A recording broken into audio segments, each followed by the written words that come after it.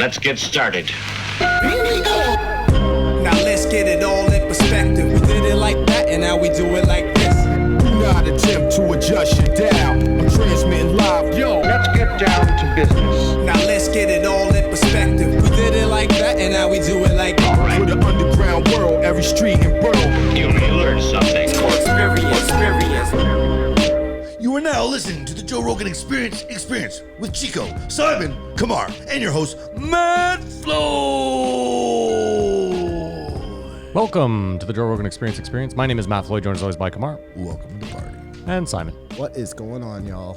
What we do here is very simple. The three of us have listened to every episode of the Joe Rogan Experience this week. We're going to rate each episode as well as the week on a scale of 1 to 5 Jamie Vernons. And then we're going to discuss the week, the comings and goings, talk about each guest, the talking points, this, that, and the next. But first, Kamar's going to go over the new Patreons. Before that, though, I have to give a special thanks there, Matt, to Simon for making this all come together despite this lockdown. Thank you. You weren't supposed to mention it. I'm really happy to be here. Mention what? Exactly. Awkward. That's Simon's remote from another location. Oh, We were yes, just gonna yes, pretend, yes. I just allowing us to be here, but it sounds amazing anyways. Yeah, of course, we can do this without the fans and especially the franchise, the Patreons. I love you more than I love my family. I mean, we could do this without them, but we'd just be three assholes in a fucking garage I'm sorry, talking Shannon. shit to This each is other. the truth. Actually, Shannon might be a Patreon, but I just love the Patreon so much. This week is no different. Big shout out to Zachary Bem. Or is it Beheim? I didn't look at the names. I leave it to you, dude. Leave it to you, buddy. I know. When I get the email, a smile hits my face that someone cares enough, and then I'm like, I hope Kamar can pronounce this person's name. But what's kind of comical is that I look at the names and sort of just say what I think it is. What's so interesting is that it's not as if we get these emails 5 minutes before the show. You have a whole week to you could Google the last name. I got these emails 5 minutes before the show. Oh, that's right. Today you did, yes. Well, today you have that excuse. We'll call it Zachary Beam. Anyways, it doesn't matter. You're fucking beautiful. Welcome to the Zachary. franchise. Thank you so much. Fucking a huge fucking heavy hitter, Dave Featherston. What the fuck's going down, Dave? Welcome to the club. Dave. That's a lot Shout-outs, Dave. That's a lot of fucks you threw out there. Thank you, Dave. He gave a lot of money. My man. Then I would be remiss if I didn't mention Brenda Ekins. Eikins? No, that can't be that. Brenda Ekins, love your work. Thank you so much. Welcome Thank you, team. Brenda. We really appreciate it. I wonder if it's another fighter. We have a lot of female fighters. Just there. I every see what you're woman saying. who Every listens woman who to us joins is is now a yeah. boxer. You And they're figure? gonna Wants beat to the shit kick of the us. shit out of us, yeah. And then this is the best name. I mean, all you guys are the best, like I said. But Josh Betrayist. Is that a great name for a trader? But he's no traitor. You're loyal to us, and I'm loyal to you guys. Thank you so much. I can't explain the gratitude I have for you guys. That is a great name for Jesus's right-hand man. I'm going to give a side shout out to Kyle on the Patreon. He's been on for a while. He didn't leave after we shat all over the name Kyle last week. So Oh, sorry, Kyle. extra shout outs to Kyle. Listen, Kyle, all the Kyles out there, all the Karens out there, it's not your fault. Well, I have one of my new spirit animals. His name is Kyle, and I'll be talking about it in the post show after this regular show. This week, nothing special, just slapping. How was your week? I never asked. I just said you were going to read them. I'm trying something new here. How was your week, Kamar? It was all right. Lockdown stuff, but slapping paint on houses. The Masters on this week, and I can't tell you how much. what? The Masters, Oh, yes. the golf tournament. You don't care for it, I have a lot of money riding on one particular golfer. but do you watch What it? golfer, Matty? I bet do you Justin mind telling Rose us? day one. Justin Rose. No way. And he's doing real well. I'm eh? Well, calling he's going to lose today. though. No. I think it's better to be behind than ahead. It's better to chase than to Okay. defend. Oh, yeah, it's never, unless He's you're tied for Tiger. second right now, down 4 strokes. And it's Sunday. Oh, so it all comes down to today. Today is it, Wow, yeah. But the so guy is a exciting. killer. The Japanese guy. Yeah. Have you watched it all, Simon? No, who's he playing? Hideki Matsuyaka. Yeah, that Thank guy. you, sir. Better that guy's names than me. solid. But the other day, a guy broke his putter. out of anger. In anger. And had to putt out with his So 3-wood. does Did you see the Canadian kid hit the ace? Connors, yeah. Oh, Does sick. He's still in it. Yeah, I Does know. the Masters have some sort of like etiquette rule where you're not allowed to play next year if you smash your club? They're a fucking fucknut organization. Well, this No, as long as you're not black, they don't care. Or a woman, Or they a don't care. woman. Yeah. but the rule is you can't get another putter. Oh right, you have to Yeah, play you with have that to broken- play with He yeah. had to putt out with his 3-wood. Oh, hilarious. You did have the last Can you 2 holes. putt with the broken putter? Like, could you use just the You head? just have the little. That might, and imagine it works out like that. You're That's how- amazing like Everyone that. starts golfing like that. The putter just has like a fucking. That's how those things happen, Matty. It's true. That's why everyone has those long, stupid putters now. Probably. I bet someone literally brought a broom one day. The charm of the Masters is the same course every year. And you don't realize how much you remember it, but I know all the holes and just all the bridges and stuff, and it's just That is the beauty of it. it just has a warm, cuddly feeling. I'm almost remiss that I'm missing here. but minus we're gonna get all there. the racism. Well, yeah, and sexual, sexism. Yeah, It's the last thing to escape cancel culture, and it's weird. There's still crowds there, not normal crowds, but there's people there. and they waited like right to the last second to change any of those rules. Well, they don't change rules unless there's Like they- huge public outcry. Excuse me. They let was Jews awfully in racist. like 2005. But this is what I'm saying is it's funny because like cancel culture is this big talk right now and people are so against it. And I am too, to a degree. But I think there's certain times where like the people speak because we think something is unjust and it works. Well, they had a big thing this year. Lee Elder was there, recognized for his achievement in golf. He was the first black guy to play at the Masters. So, Yeah. I mean, they're trying to In progress. 1998. It's the boy who cried wolf, right, Matty? that's what I'm It's, saying. You know, when they outrage about everything, then when something's really important, nobody believes anymore. Well, I use like the Redskins as a good example. Sorry, the Washington team. Should have been canceled. But you know that's a perfect example of the people saying, "Listen, we're not going to use that. We don't want to use this product if you're going to name it." And it's simple, like just rename it and we'll move on. And But could they change the name to the Washington Rapists? no, Is that of less? course not. Is that No. less offensive? No, the Redskins. That's equally as offensive. No way. No way. What? They're not singling one person out. It's just a sexual deficiency. A sexual deficiency? I'm gonna let you take a couple of steps back, rewind, and come in fresh on that one. I don't know. We were joking about it yesterday. And it sounded funny. The other thing is, Okay. speaking of sexual deficiencies, we found out who Q is. Well, we think we. No, found out really? who it is. That's you who finish I it? think it I is. finished it. Yeah, I thought this was going to be post show, but well, let's do it. Q's mean- a pedophile. Like, If nothing else, you know the South. So you think African Code guy? Monkey's a pedophile?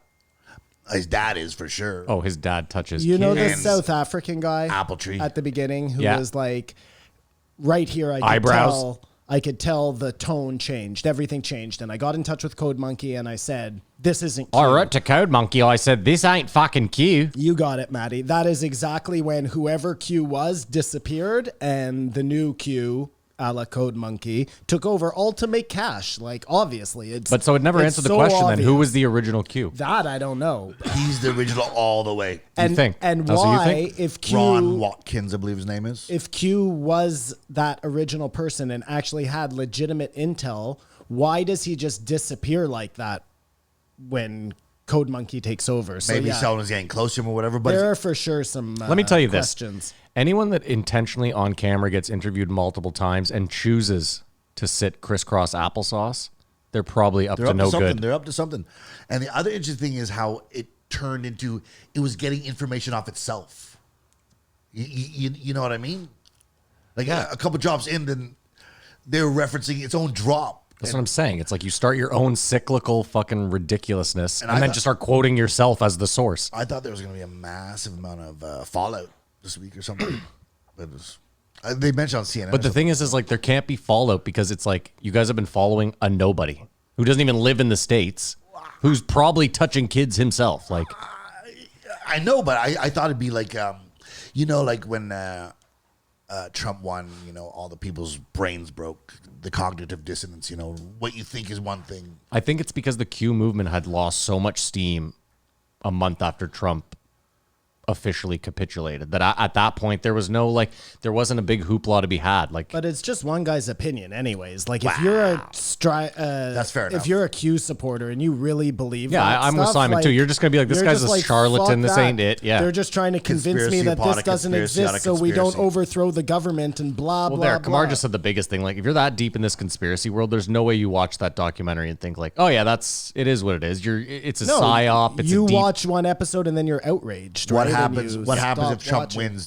Because the guy said, if Trump wins, he will go away. If he loses, he will go. It's The Mayan calendar and the miscalculation. Like, you can accept anything if you've put all your eggs into one basket. You have no choice. Otherwise, it fractures your reality, and most people aren't equipped to deal with that, nor do they want to. anyways. I was sort of disappointed because I was hoping it was Snowden or something. But Well, no, was it would have hoping it been was nice if Snowden. it was what's his name. Steve Bannon. Yeah, that would have been interesting. and it's strange how no one else could figure this out, like no other news organization or whatever. But I don't know. If What's you're- really crazy is that so many people, including the president of the United States, got behind, like, no one fact checked. They just got behind this, like, and again, Anonymous is kind of the same thing where a bunch of people did that, but it's just like, I don't know, it's so crazy to me that So crazy how influence. It just Bullshit can be. is so typical, though, right? Like, when anybody jumps on any trend, nobody's doing their fact checking.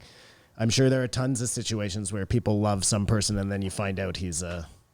But was it Diddler almost in like a his Matrix spare moment time. when the guy was at the meeting? Oh, that is so And then the fucked Buffalo up. guy showed up. yeah. And you know that they don't know that that's the guy. Yeah, Like, yeah, yeah. like, At the time, he has no idea who that guy is. So humor me for a second because I was trying to put this whole timeline together. So that meeting that they have, Yeah. how long before He the just dresses up like that buffalo all the time. No, but I think they said it was like 2 weeks, right? Something I like thought it that. was 2 months, but Or 2 months. Yeah, there was. So exactly, Kamar, like that guy. Oh, he hit a gold mine.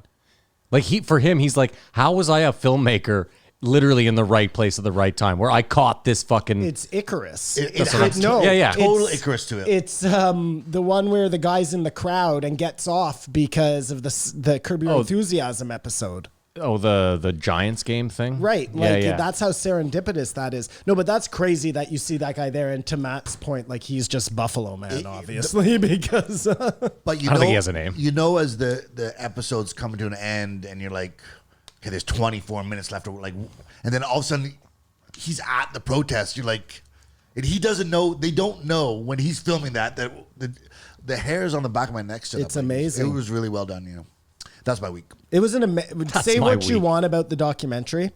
Very well done. Like, out of all the docs I've ever watched, I got to put it up there. HBO as, doesn't fuck around. I'd have to watch it again to make that claim because I think again on first glance, like I'd have to go back over it and maybe nitpick Yeah, a few fair things. enough, fair I'm enough, just total. Most documentary. Sorry, man. No, I was just gonna say I'm with you on first glance. Like watching it, I was like super well put together, great. But again, I think it's just that hype too of like, oh, that you might go back and watch and go, I don't like how he did this, or, and again, we don't know enough about behind the scenes. But I will say this real quick before I forget. I thought the free speech thing was interesting throughout this whole thing because, like, obviously I'm pro free speech, but I think it's interesting when you throw anonymity on it. Anonymity. Well, because if you think about it, like, so you start with Reddit. Okay, that's the first one. And it's like it's a free speech. You can say whatever you want. You can start your own subreddit, this, that, and the next. And then it starts to get a little out of control. So they're like, okay, listen, we need a few rules. We need some mods. There has to be some sort of semblance of, because or else it's just a free-for-all. And then people that were there saying whatever they wanted under the guise of anonymity are like, fuck that. We need somewhere else to go. So they start 4chan. And then it becomes a cesspool. And even 4chan is like, okay, there needs to be mods. There needs to be some sort of semblance of rules. And then 8chan has started. And I just wonder, like, is free speech really free speech if you can hide behind anonymity? And what I'm saying is, like, I'm not talking about, I know I can't say the word, and I'm not talking about, because, like, we talk about whistleblowers all the time, right? But how often does that happen? Not very often. And how do you feel about, like, the person fighting for your right for free speech being, potentially a pedophile? Well, this is the thing. You can't, it's not like, I don't look at Ron as he's the free speech fighter It's who's the fighting issue. for. It doesn't matter who's fighting Well, for. I mean, in essence, though, 4chan, 8chan, like, they did it all for money. We see that now as a back end. Well, they didn't, though. Because They did. Yeah. 100%. Yeah, but they weren't making money off it. That's They the thing. just said they weren't making money. They had to off be it. making They money. were definitely making. No, but here, this is what I want to point out is like, how do you make money off it? Well, how hilarious is he had a website called Pokemon? Probably because they were selling everybody's information. I don't know. How That do you was make gay money porn. off anything? I just assume- Advertising. Clicks. I don't believe for 1 second, Maddie, after watching that documentary, that guy had any interest in free speech at all. This was all just a money making hide opportunity. behind that. They only became Q because they saw dollar signs. Listen, I don't think it's a free speech thing either. I don't think it was money though. I think it was like a weird. This kid was like a nobody, and he always was gonna be a nobody. And this was his way of like gaining some fame. And again, I think he used his dad's weirdo mentality of like, because again, I think the pig farm literally. Because Simon, this is what blew my mind. Is it made me really think about how the internet works and how this free speech thing. If you want free speech, that's fine. You have an 8chan. 8chan can't stay up without advertising money. And advertisers don't want to be around people making Hitler memes and fucking. So you run into this weird, like Reddit wouldn't be around today if they had kept going that way because they needed ad dollars. They needed it to be. So it's kind of weird that, I don't know. I found that to be the most interesting angle for me. The whole because you want free speech on the internet, but advertising pays for the internet. That's it. End of story. Advertising pays for the internet. There's no. This is the old conundrum, right? Like, it's free, but how free is it really? And if it's free, you're the product. Yeah. The other thing I got out of it is the brain is so much more important than the body. Oh, because of. The helpless baby man, was able to pull all this off. You know Don't what I mean? call him that. That's bad. Was mean. He's sort of a douche. Oh, he was a total dick. I'm sorry, man. I'll say it to his face. Okay. And That doesn't make it better. And I almost had a Matrix moment. Go on. Well, Prince Philip died. That's close. That's close. Did he? What, the Yeah, pedophile but one? What do you mean? No. Aren't they all No, pedophiles? no. No, I'm Prince talking. That was Philip- Andrew. I was talking about Andrew. The Oh, husband gotcha. of the Okay. queen. Yeah. Oh, I see, Kamar. Yeah, but he probably didn't have the same drugs coursing through him that the queen did. She's got that good stuff. Well, And she did make that deal with the devil, so. but now that her life partner's gone, there's no real will to live. So. This should be post show. We're 20 minutes in. We haven't even gotten How's to your week, Simon's week. Simon? If you're new to the show, we do talk about Joe. We'll get there. My week was pretty good. Just normal lockdown stuff. I had written down a couple of things. Just hold on one sec here. Are they post show stuff or they how is your week stuff? No, they were how was my week stuff. Oh. I like that you're taking notes on how your week was. Yeah, I guess that should have been post Joe. Dear diary. Doesn't matter. Anyways, yeah, no, my week was fine. Did you take advantage of the sun? No. You were just No, stuck at work. Been working, yeah, like a chump, Matt, like a chump. Total difference from the first lockdown. Oh yeah, we didn't even mention that. We're in heavy duty lockdown. This is no longer an emergency Our break. neck of the woods. Yeah, we're at, well, yeah. Yeah, we They've are. taken away the colors, Maddie. There isn't even a color level. Yeah, I know. Yeah. Yeah. Are you guys shocked we're doing worse in America now? Yes. Am I shocked? No, they have Well, no, they they- have vaccines. A million a day or something. Yeah, we have 1 million They're- total. They're bragging about 1,000 a day here. Yeah, it's we're not vaccinating people near And fast now enough. that I've done some thinking on the subject, old people should have been vaccinated last. They should just been kept. Yeah. at Go bay. go home, stay home, and then everybody who's they don't call anybody who's working right now just in a normal place front line. But I mean that's pretty front line. Turns out they were. Yeah. I mean Yeah, listen, you're in direct contact with people you don't know. I was just gonna say, if you're working a minimum wage job at McDonald's right now, it's crazy to me. All the extra protocols they have to go through, and they're literally, like you said, on the front line. I get it, they're not at a hospital or anything, but I can't believe it's insane. I'm sure the powers of be will get something right handling this. I can't believe how many people still are lockdown. You guys aren't what? Huh? How do you not know that? Yeah. Anyways, yeah, whatever. I'll give my week to Kamar because No, Kamar already had his week. that's what I mean. He took all of the time. Okay. Grazie. My week was meh, whatever. Nothing to write home about. Let's get it going. Let's get it going. You want to run down the guests there, Kamar? Yeah, this is a crazy week. We start off with the The One-Eyed Bandit. poor man's Nick Fury, 1630, Den Crenshaw. Followed up by Jason Silva 2.0, but with a little more credibility, 1631, Brian Greene. And we finish off 1632, long time coming. I think you called it Tom Segura. Did I? Many weeks ago. Oh, or okay. whatever. Can I just mention one thing? I'm sorry, I found In the new my studio. notes. Which you called last week. Go ahead, Simon. Mention whatever you want. It's your show too, pal. Have you guys seen the movie Beach Bum? Nope. No. Have you even heard of the movie Beach Bum? No. Nope. No. Okay, check it out. That's all I'm gonna say. Ooh, yeah, it's Matthew McConaughey. Check it I out. didn't know it existed. Oh, it's rather recent, eh? Very interesting movie. Yeah, What platform? one of the three that I have: Oh, and that's the other thing. Netflix, Crave, or Prime. Prime. Oh, or Disney. Did you see what Joe announced on his Instagram? What? That you're going to be able to cast Spotify on TVs now? Yeah, they've been working on that for a while. Yeah. That's good. It's been a disaster, right? This move to Spotify, sort of? I would call it a 100% failure. Well, it's not a failure because it's still going. If it was a failure, it'd be over, I think.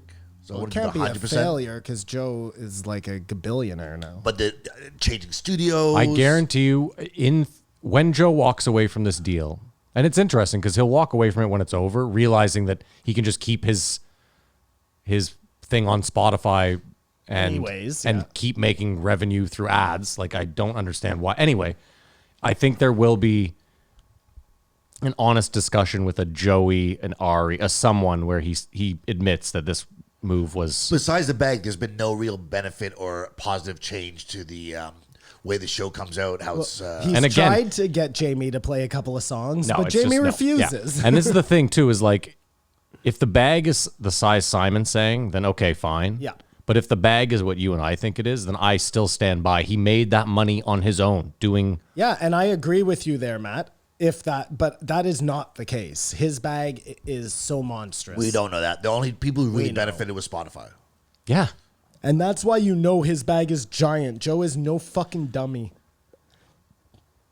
Anyways. Well, no, but I was thinking about it too, and the weird thing to me about Joe is he has all the money. Maybe this was it. This is how I think about it. Maybe he needed like a big chunk of money up front to do something big that he had in mind, i.e. buying the theater. Maybe when this is all said and done, he will start his own network because there's no reason he can't. Like, they talk about in the Tom Segura episode, the paywall. That's coming. Oh, no, that's here. Oh, for him.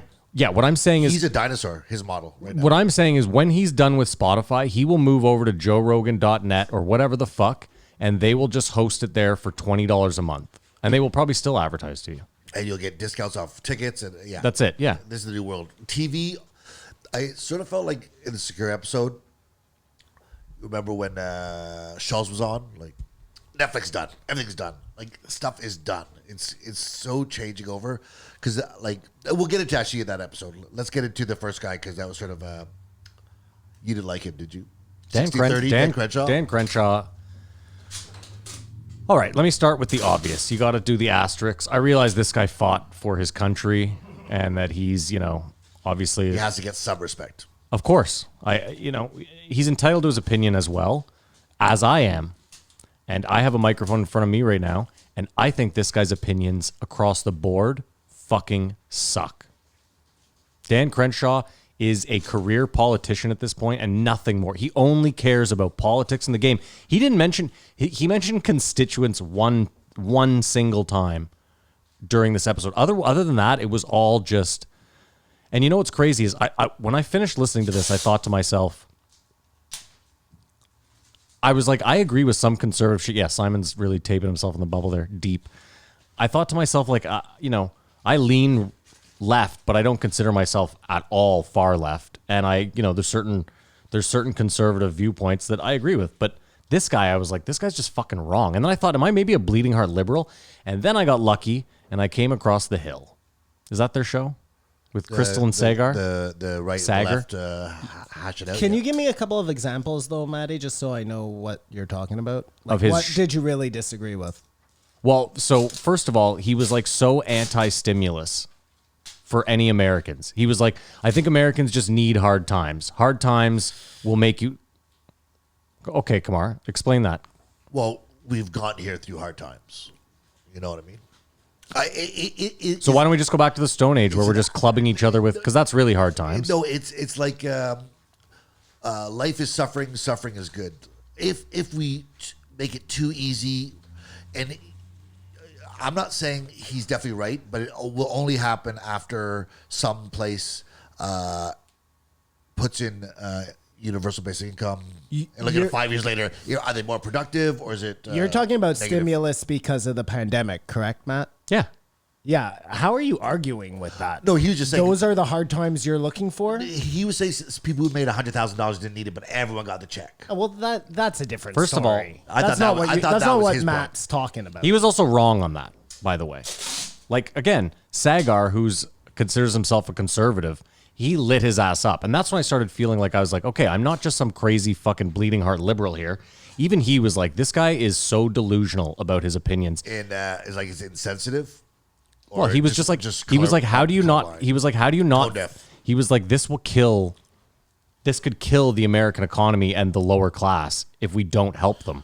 And his point was this, he said, listen, you vote for tax breaks for the top fucking 1% all the time, arguing that free money and more money will help the rich. But then he turns around and is like, just giving poor people money when they're in need isn't going to help them. And again, it's not like anyone lost their job due to their own fault. Like that's the point, man. that's what I'm saying. It's no one's fucking fault. Like if you want to argue against universal basic income, Fine. that's fine. Like that is a discussion I am willing to listen to all day. Yeah. But to say like this guy's right for saying that they should not have given people money because of the pandemic. This is something we never expected. They stopped people from working. And they the have to give them money. And the 100,000 thing, let's play this out a second. What he was talking about was there are contracted workers so like they don't work for a company. They're contracted out who made over $100,000 but can't claim anything because they don't work for anyone. So they have no benefits. Now, again,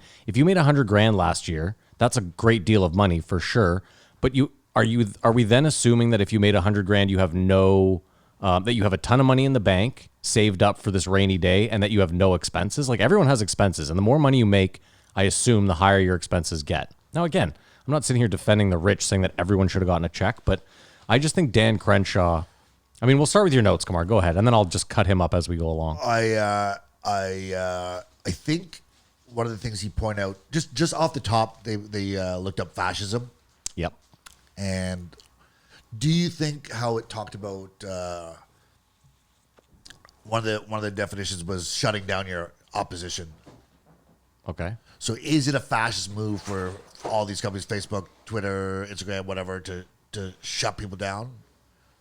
Could you extract it that way? No, because it was shut down your competition. So, but then recently this week, AOC is having police go to people who criticize her on yeah, but Twitter. AOC's useless. AOC sucks. But it's just AOC's the one calling Dan Crenshaw fascist. I know. She was also crying about kids being locked up, and now she's fine with kids being locked up. Well, so AOC is useless. I can't say I don't know about the actual stimulus. I didn't fact check. When he just said rich people were getting it, I said, well, that makes sense. Maybe they should have been a little more diligent in giving the money to make sure who got it. I think it was such an emergency that you just give and then you deal with. But here's the other thing: is maybe listening who to wasn't him. supposed to on the back end. I don't think Dan Crenshaw fact checked anything he said either. Like it's one thing for us. This is the thing: we're three idiots sitting here getting high in Canada. So the fact that I fact checked anything is incredible. But he is I'm impressed. He's a fucking politician. Like he should come correct with. Yeah, if anybody's looking to us for like factuality, you are on the wrong podcast. Yeah. But this guy has a podcast and he's a politician, and yeah, no, I'm with you, man. But that's the thing, right? That's kind of the crux of this. Is here we are in whatever year we're in, 20 We don't even know anymore. 20 something, and your politicians can be more famous for having podcasts and being on Joe Rogan than they ever could for the job they do in the office they run for. Like, you would never. Okay. And Dan Crenshaw is a fine guy. I don't know enough about him to know anything, but I do know this. I would never know who he was if it wasn't for Joe Rogan. Yeah, or maybe Saturday Night Live. But like, Well, oh yeah, I guess. because they made fun of Yeah. him, and then that was that Yep, big. Yeah. yep, yep. But like this guy, the last time he was on was defending big oil. You know what I mean? But Like that was for his constituents, obviously. Him and Mike Baker are probably best pals. Do you think he could get a fake eye? Is the eye patch a little annoying? didn't I send that in the text? big- No, but in all fairness, That's if rude. you're living with a disability, You should be able to do whatever the fuck you want. Of course, and he has. But the eye patch is a bit aggressive. Now, Yeah, I will it say this, just- it Kamar. seems like it's a bit Hold of on. a- We don't know. There could be like a ton of scarring. Like, you know what I mean? When you think of Bisbang, it's not like there's a bunch of scar. Like, his eye might have been blown out of And his if head. you were like, if you had lost your eye, Yeah. wouldn't you just want to look badass? And maybe like, okay, you know how wearing a mouth guard to bed sucks? Maybe wearing a glass eye is like super uncomfortable. Yeah, maybe. And this guy's just like, fuck that, man. I'm going to pirate my way through life. Again, I'm not going to hate on him for that. I'll hate on him for, I didn't hate on him for it. I hated on him for it felt like his tone was constantly mansplaining to Joe. Yeah, Just the way he spoke. But they talked about, it's clear in America the discussion of masks, lockdowns is a partisan issue, right? it has become a partisan issue, yes. But it's not here. Yeah, well, didn't you see that whole thing in BC with the anti-mask rally at the restaurant, and then there was the huge outbreak? But are those conservatives? It just, you know what I mean? There's definitely factions in Canada that disagree, but do you think they're all the same sort of? I mean, I'd have to do political allegiance? a little bit of nosing around there, and I would be interested to see where those people are coming from. Because it's cut and dry in America. Like, if you're a Republican, you're against lockdowns, you're against masks, Yeah. you're against all that. If you're a Democrat, you're for lockdowns. Well, that's you're for because masks. Trump was against masks. So if you're against Trump, then you're against masks. And now he also mentioned Trump's delivery was too caustic and offensive for people. Do you think if he was a bit smoother, it would have been more palatable? Donald Trump. Like I don't think his policies are. I think Joe Biden is going to do more damage to America in the next 4 years than Trump did to America in the last 4 years. But Hold on, the way it hold on. happened, it looked horrible. You can't. This is the problem with We Joe won't know Biden. till it happens. Well, the problem with Joe Biden is that we don't have a petri dish over here where the coronavirus and the preceding couple years he didn't inherit, right? You can't, it's going to be tough to judge Joe Biden's presidency. He inherited a pandemic and a huge amount of fucking national debt. Well, and that's the only reason he's president. So What do you mean? I think if there's no coronavirus, then Trump probably gets elected a second round, and we're not even having this It's like saying conversation this. about Joe Biden. You can't say this either, but maybe had Hillary Clinton won, she would have done a better job up until this point. To answer your question, Don't know. Kamar, it is, yeah, Trump's problem was being Trump. The way he came out, the way he came across, just like Dan Crenshaw. It started with come across grab him like- by the pussy, and it ended with that speech to incite whatever the fuck he did. No, hold on. Let's back this up. Dan Crenshaw, my problem with him is not how he came across. My problem with him is that he's patently wrong on a lot of his fucking shit. That's what it is. It has nothing to do with. And the deal with Dan But the scary Crenshaw, part is AOC's wrong too. They're both the exact same. Yeah, they're thing idiots on in- both in far government. ends of. Yeah, they're- Dan Crenshaw has to be like uber. He has to be too nice because of the eye patch, and I don't think he's realized He that has yet. to be nice. Yeah, like I don't think you can come out with these hard. can't lean into the eye patch. and That's what have he's the saying. eye patch. Like he's gonna have to figure this out at some point. He's gonna have to come out like super soft if he wants to wear the eye patch. Did you happen to see You're his? so confused. I can see it through the plastic. But you're Come on. looking at as if he intends to run for president or just even now to Yeah, maintain. if he what it intends is. to run for president. Can I just really say? I gotta say quickly, the mangrove light is actually making. Oh, it's do you sliding. want to? My brother texted me. It makes a tiny little noise, and he said we can turn this one off. It's if we fine. Don't Oh, I want can it. see you better. That's what I was saying. Is I can see him, but yeah, we got to get a light for Simon in there. That might help. I thought it was just how I said. There's progressive, there's left, there's conservative, and there's alt right. But there's also alt left.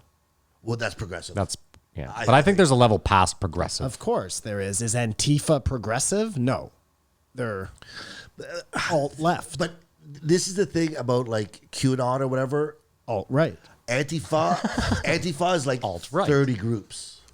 Okay. There isn't it's not even a. So is a thing. QAnon, I bet. But they don't even have the same sort of idea. Like they're not necessarily woke. They could be anarchists or whatever. Like, you know what I mean? Who? Antifa? Antifa isn't a thing. It's a bunch of fucking splinter groups that you just, for lack of a better way to describe it, are under the umbrella of Antifa. Okay. Sure, but that's kind of what Q was. That is exactly what Q was. No, we just said Q is fully like just all right. No, I think They're there are all racist, sorts they're of against different. immigration. No, there is no way every Q person is the same. Like, you had different levels of belief. First of all, I thought they all thought the cabal of pedophiles and Trump was gonna that was the common ground. Yeah, but what Simon's saying is that might be the common ground that they found, but they all had different things brought them there. Some of them might have been flat earthers, some of them might have been fucking and there's Confederates. common ground for Antifa as well. That's what makes it possible for them to operate under the same umbrella. I think their only common ground was getting rid of Trump. Is that because I don't think they're like Biden. Antifa either. was around before Trump. I'm very confused. no, by but this. it really ramped up. Like, It's I still see what he's saying. There's anarchists. There's Black Lives Matter. Like, is that in Antifa? No, No. That's its own. that's its own thing. progressive. Anyways, I like thinking of myself as a liberal. I feel like you're driving Say that somewhere again. and we haven't got there yet. Sorry. Say that again. I like to think of myself as a liberal, as he described what a liberal is. You know what I mean? Like, let everyone just be. That sounds like That's not what he thinks a liberal is. what's it called? He doesn't think he's a liberal. What's the Well, I'm middle well aware of party that. there? The middle party? What do you mean? Libertarians. Yeah. They're not the middle party. They're another party. But were you guys shocked when he was talking about how there's 100,000 people a month coming in? Like, that's a problem for any country to handle with, right? You're talking about people sneaking into The immigration problem there, like it's a crisis.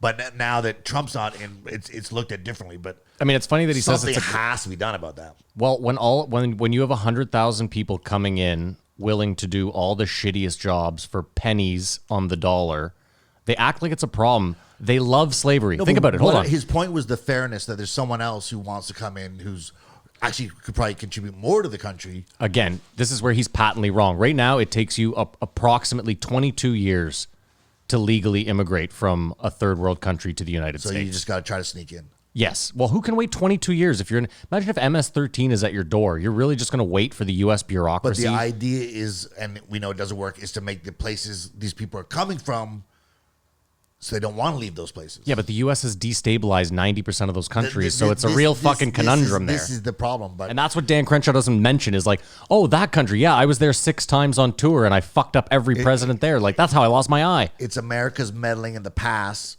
but so they just can have all these people come in. Like, it is a problem. Of course. And handling it's a problem. And deportations, like, it's a lot of money. We can't fathom that amount of people coming into Canada. Of course on not, that but- basis. So it's And I wonder it's if a lot problem. of that drives like the homelessness issue because And I don't know what his solution was is right or wrong, but it's a problem and it has to be looked at. yes, As such. we can all agree that it's an issue. But like, so Kamar, you're also, do you know how many Canadians are living illegally in the States too? Like, do you want them deported as well? Because that's it's a I weird, want to go to the States, that's what I'm saying, but it's but I can't sneak in. I get deported, and like it's. but you could, see, this is where you're wrong. Like you could I'm not easily, the risk taker that those people are. yeah, you could easily just go and chance it.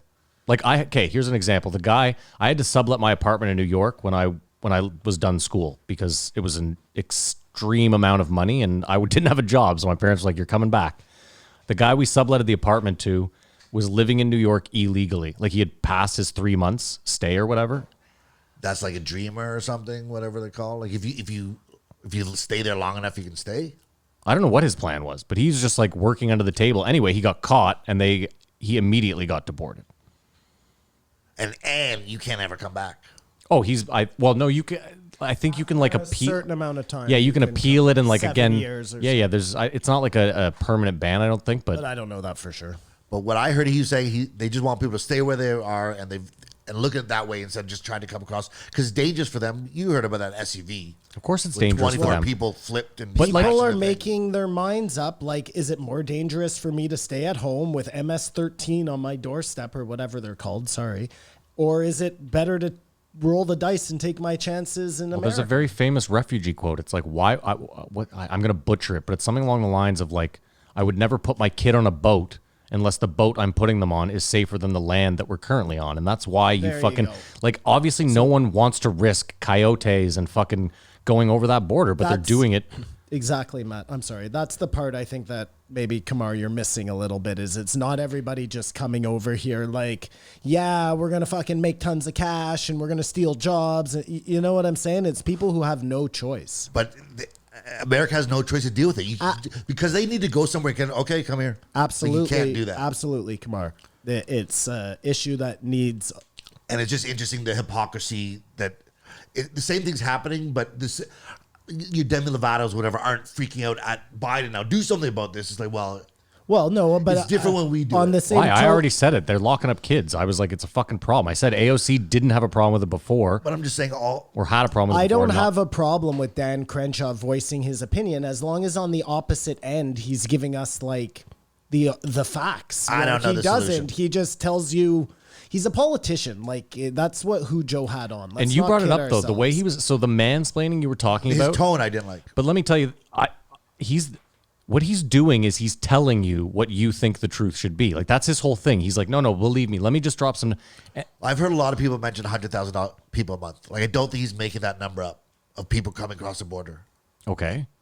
And like Simon said, they have a homeless problem. Like, That is an insane They number, it's- though. it's Okay, but crazy. do the Think math. So, about it. so if it's 100,000 a month, that's how many people is that? That's 1.2 million a year. yeah. So you think that's just been what for like the last 5 years? So you think there's an Probably additional? the last 20 years. Who knows? Like, Joe made an off-color joke. Like, who knows how many people are actually in California? Yeah.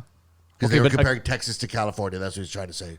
Okay. Yeah, I don't. Do you think it's all right for just people to come across the border? Well, I don't think it's all right, but Okay, again, that's it. No, No, but- I'm not saying the solution. You agree it's a problem. It is a problem, and That's it it. can't lead to anything but more problems because there's a division between the people I have who no are idea what here the solution and the is. people who are coming over. Like, we can play this out. It won't take long. I mean, keep in mind here it's a problem because the second you cross the border, you can walk into any hospital and they're going to take care of you. Down there, the healthcare is not as it is here. So No, I've but talked to that's people a saying problem if you have sick if you people go to on the Hospital streets. America, they'll take care of you.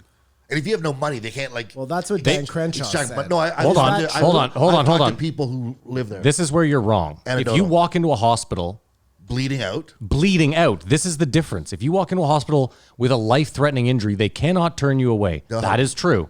However, if you just walk into a hospital and you're like, I'm not feeling good. My stomach hurts. They're like, do you have insurance? Do you have money? What if Well, you have a then there's- broken Stick a arm? knife- Do they? stick a knife in your? This is an honest question. What if you have a broken arm? Do they treat you right away, or can they deny you service if you don't have? I don't know. I know this. When I lived in the States, I had $5 million worth of insurance for the year that I got through Blue Cross that cost me as most Americans.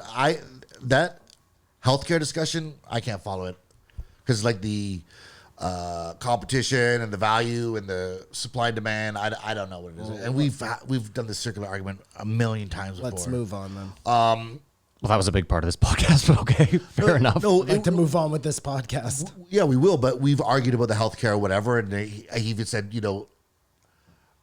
we've said is the Americans are just having way better success doling up vaccines and stuff just because they have more money or because they were made there. It's Well, the Israelis actually A was the- whole, do a healthcare whole system. bunch of things. We got fucked over It because has we made nothing a to do with the deal with healthcare system. China. At It has the nothing to do with the beginning. healthcare system. I don't though. think so. Yeah. No, I don't either. And again, just Israel yeah. Israel dealt them out faster than anyone. So Well, because everybody needs Israel's intel. Of course they're getting we have nothing to offer anybody, which is why we should have been fucking manufacturing our own shit all along. I got to point out too, like They're building now. if you look at Israel and the population density, it's a lot different than Canada. We're fucking spread out all over this massive for piece sure. of land. It's a lot harder to distribute vaccines here than it would be in Israel. For sure. But Maddie, even if Israel had I understand. 400 million people or I get it. whatever, They would have done for about- a billion people, they would have I get it. I'm just saying is there's certain, not everywhere is the same, and it's a little bit, We fucked this up royally. Yeah, of course we did. I'm not defending our government. We fucked it up big time. Like, how stupid is our fucking government, though, that they make a deal? What, Kamar? No. Go on. No, I don't think I will. I think our government's stupid. They were stupid the whole time. I agree with you. Anyways, they make a deal with China right at the beginning. Well, they're holding people hostage. Like, you've just got to be an idiot if Did you we can't have see options the, though in that situation? I don't know. Explore other options. Of course. I assume they weren't the only one making the vaccine.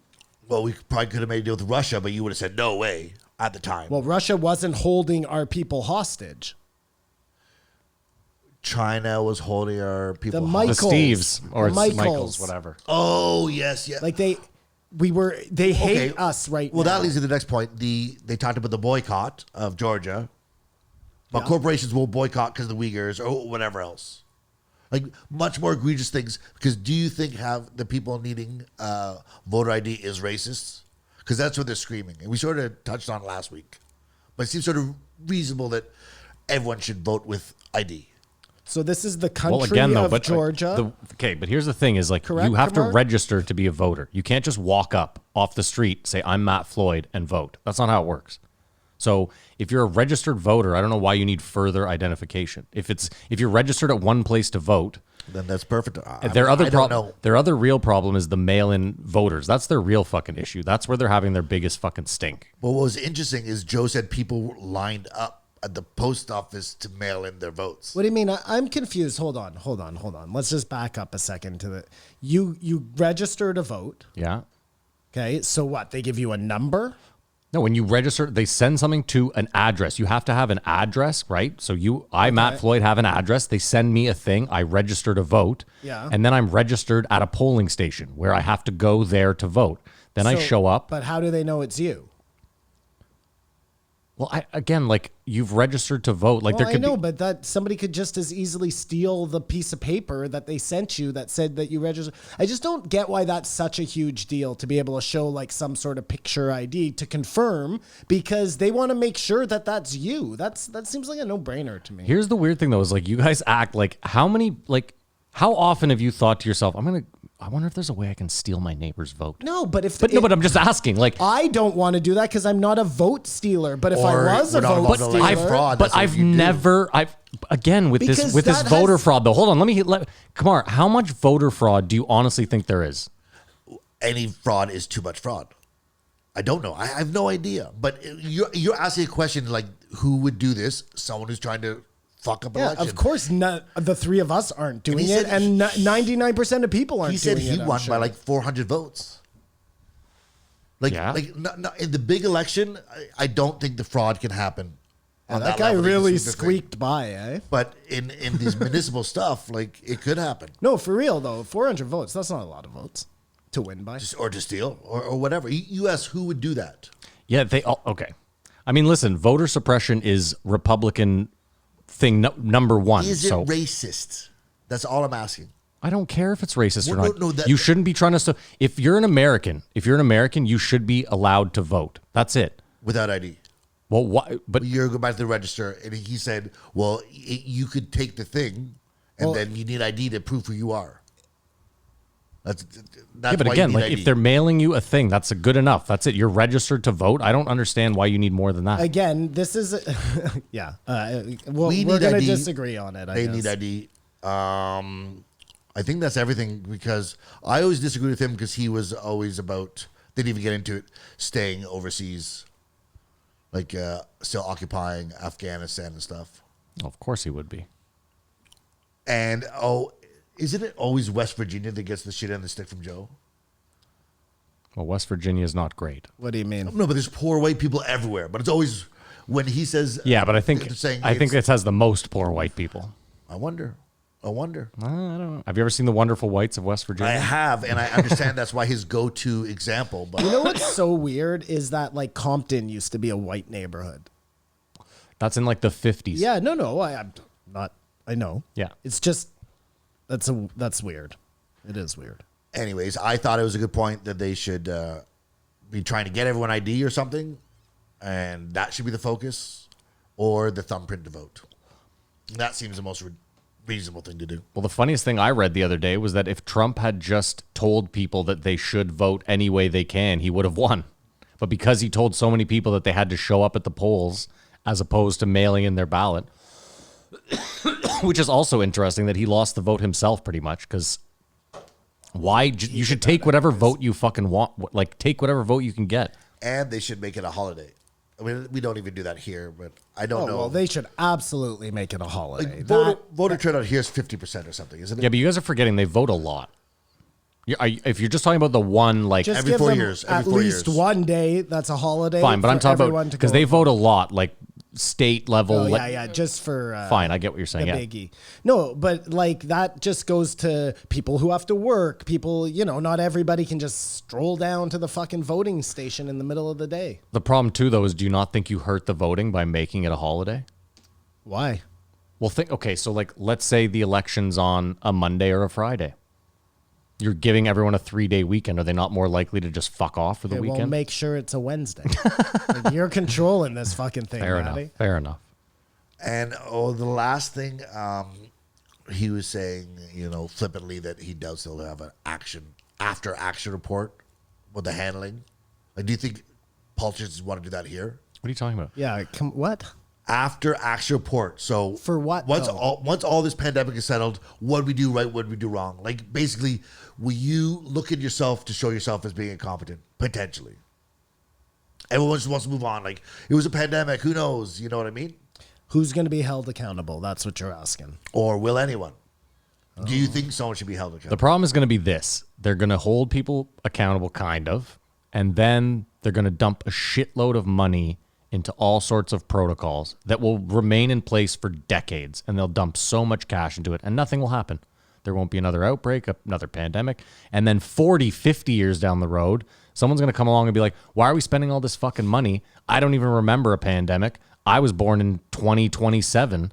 Let's get rid of this. And then there'll be another pandemic. Like, it's cyclical. It's always going to fucking...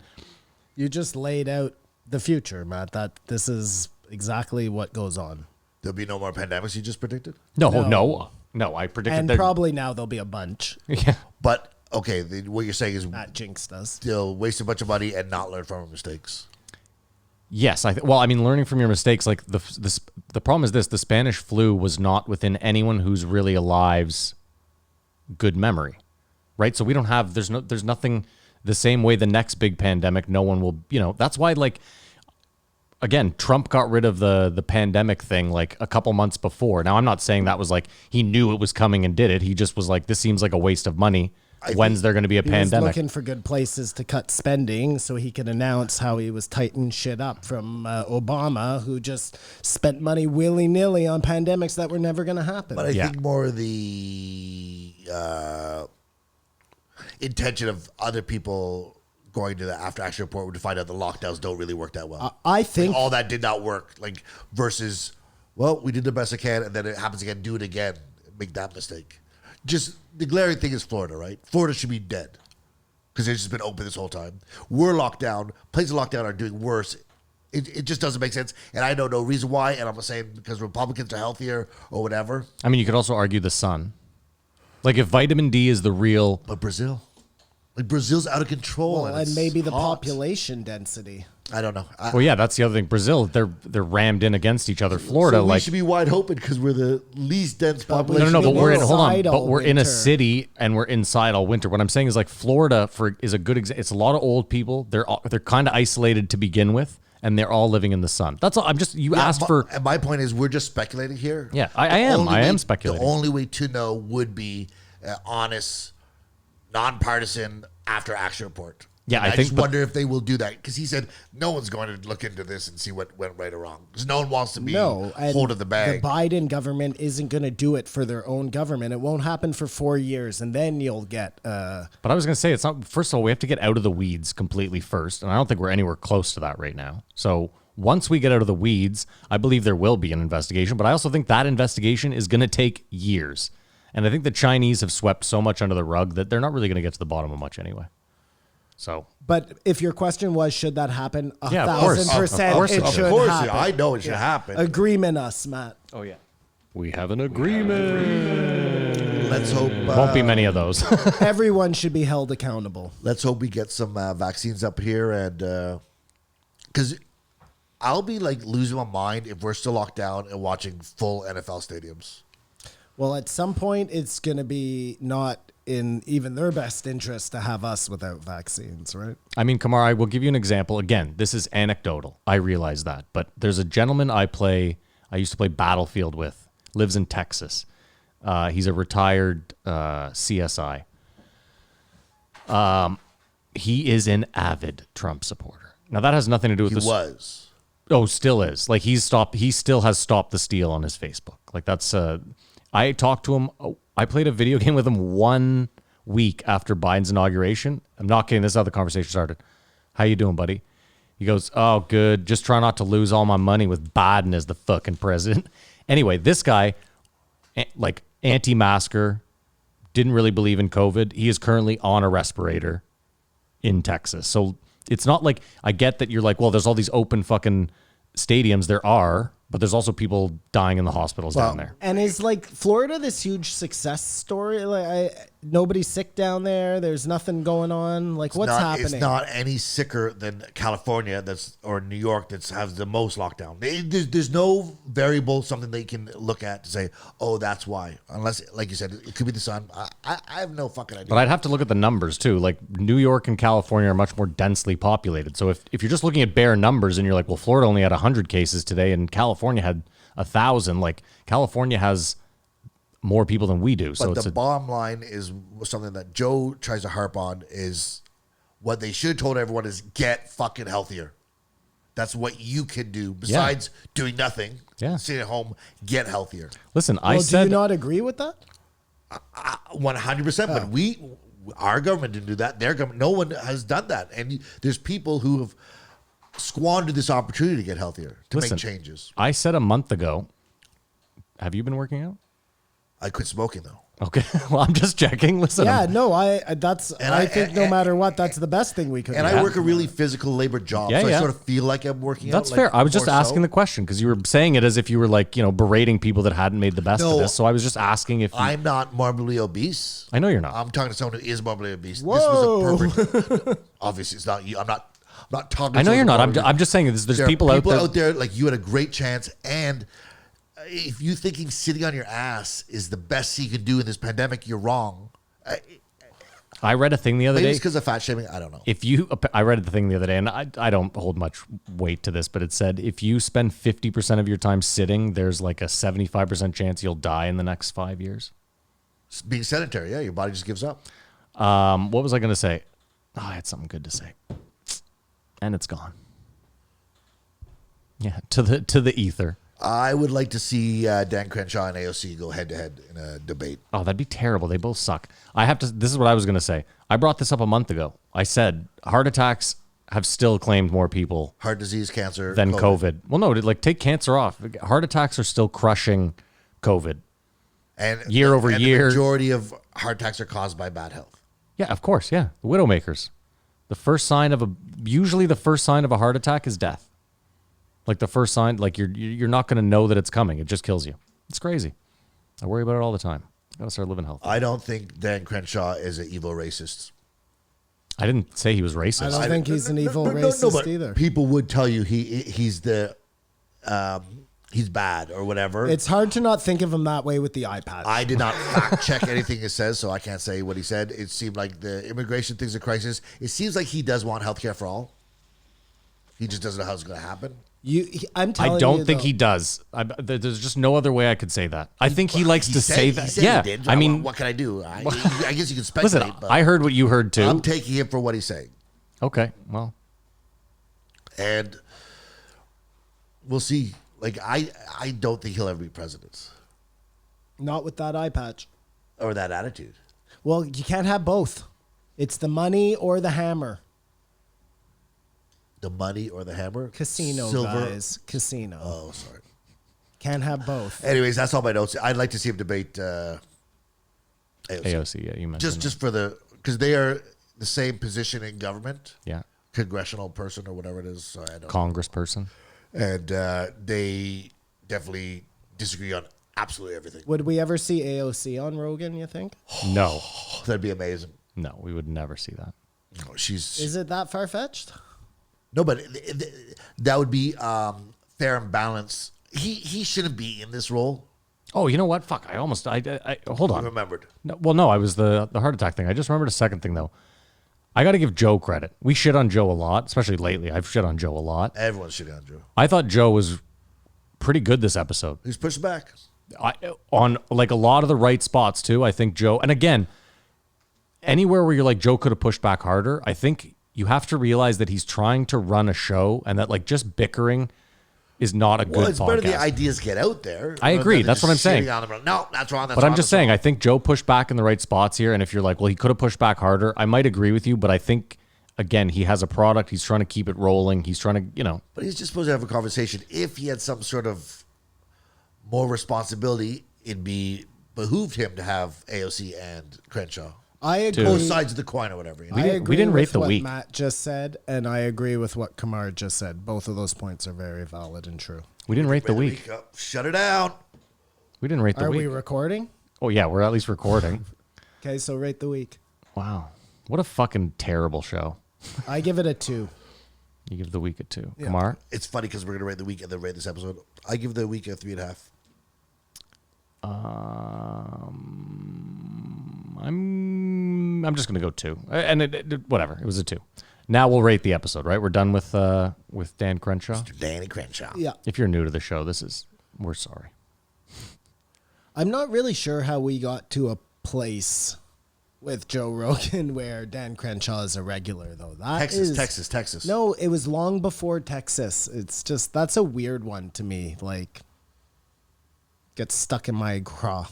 Listen, he hits a lot of Joe's. He likes ticks to a talk lot to of boxes. meat eaters. He likes to talk to... He's a Navy SEAL, ex-Navy SEAL. I often forget that because they never talk about it. Yeah, he lives in Texas, so there's that now. I don't know. He ticks a lot of Joe's boxes. Yeah, no, fair enough. All right, well, let's rate the episode. We'll start with you, Simon, if you don't mind. I'm going to give this one a 1 and 0.25. 1.25, okay. Correct. Portnoy, what do you give it? 1 vote, everyone knows the rules. I thought he rationalized the Republicans' position on things and didn't make him sound that evil. I give it 2, though. As he was speaking about Trump's problem was the way he came off. I was like, you're coming off sort of two-mansplaining yourself. I was irate listening to this just because this you guy. still are. Well, really, am I irate right now? Well, you're like, this guy's wrong. Like, Okay. he got under your bonnet. Well, just because I said he was wrong, I think. It's funny. Kamar and I have gone like toe to toe yelling at each other, and he just thought I was irate there. That's weird. Not there when we were talking about it. No, even when we were talking about it, I don't think I just said he's wrong. It's the Italian. in You're you, the definitely not a Dan Crenshaw fan. passion. There it is. No, I've admitted to that. I'm going to give it a 2 as well. I think 2 is good. Yeah, and if I could give this guy any sort of wisdom, What would it be? It would be like uber nice and friendly and like go out there with like a bow tie on. That's what he's Should he gotta walk do. around with a baby? If he wants to rock the eye patch and run for prez, he needs a bow tie. Should he walk around with a baby? If he wants to wear a normal tie, then he needs to have a baby. But if he doesn't want to have to carry a baby around all the time, bow tie. I solved it. Bow tie, matching bow tie, eye patch. Too goddamn confident. Gotcha. All right, we're going to pay a bill, and we'll be back with the last 2 episodes. Thank you to Manscaped. Guys, be sure and use whatever code they give us. Go check out Manscaped. Use the code. Kamar, you want to give us a name and a number, please? 1631 Brian Greene. I like how you gave up. He gave you like a month. He gave you a solid month of trying every time, trying to shoot it over to you. He'll be back once the plastic comes down. It's over. It's smooth. It's done. All right, Brian Greene. That's how things change, Matt.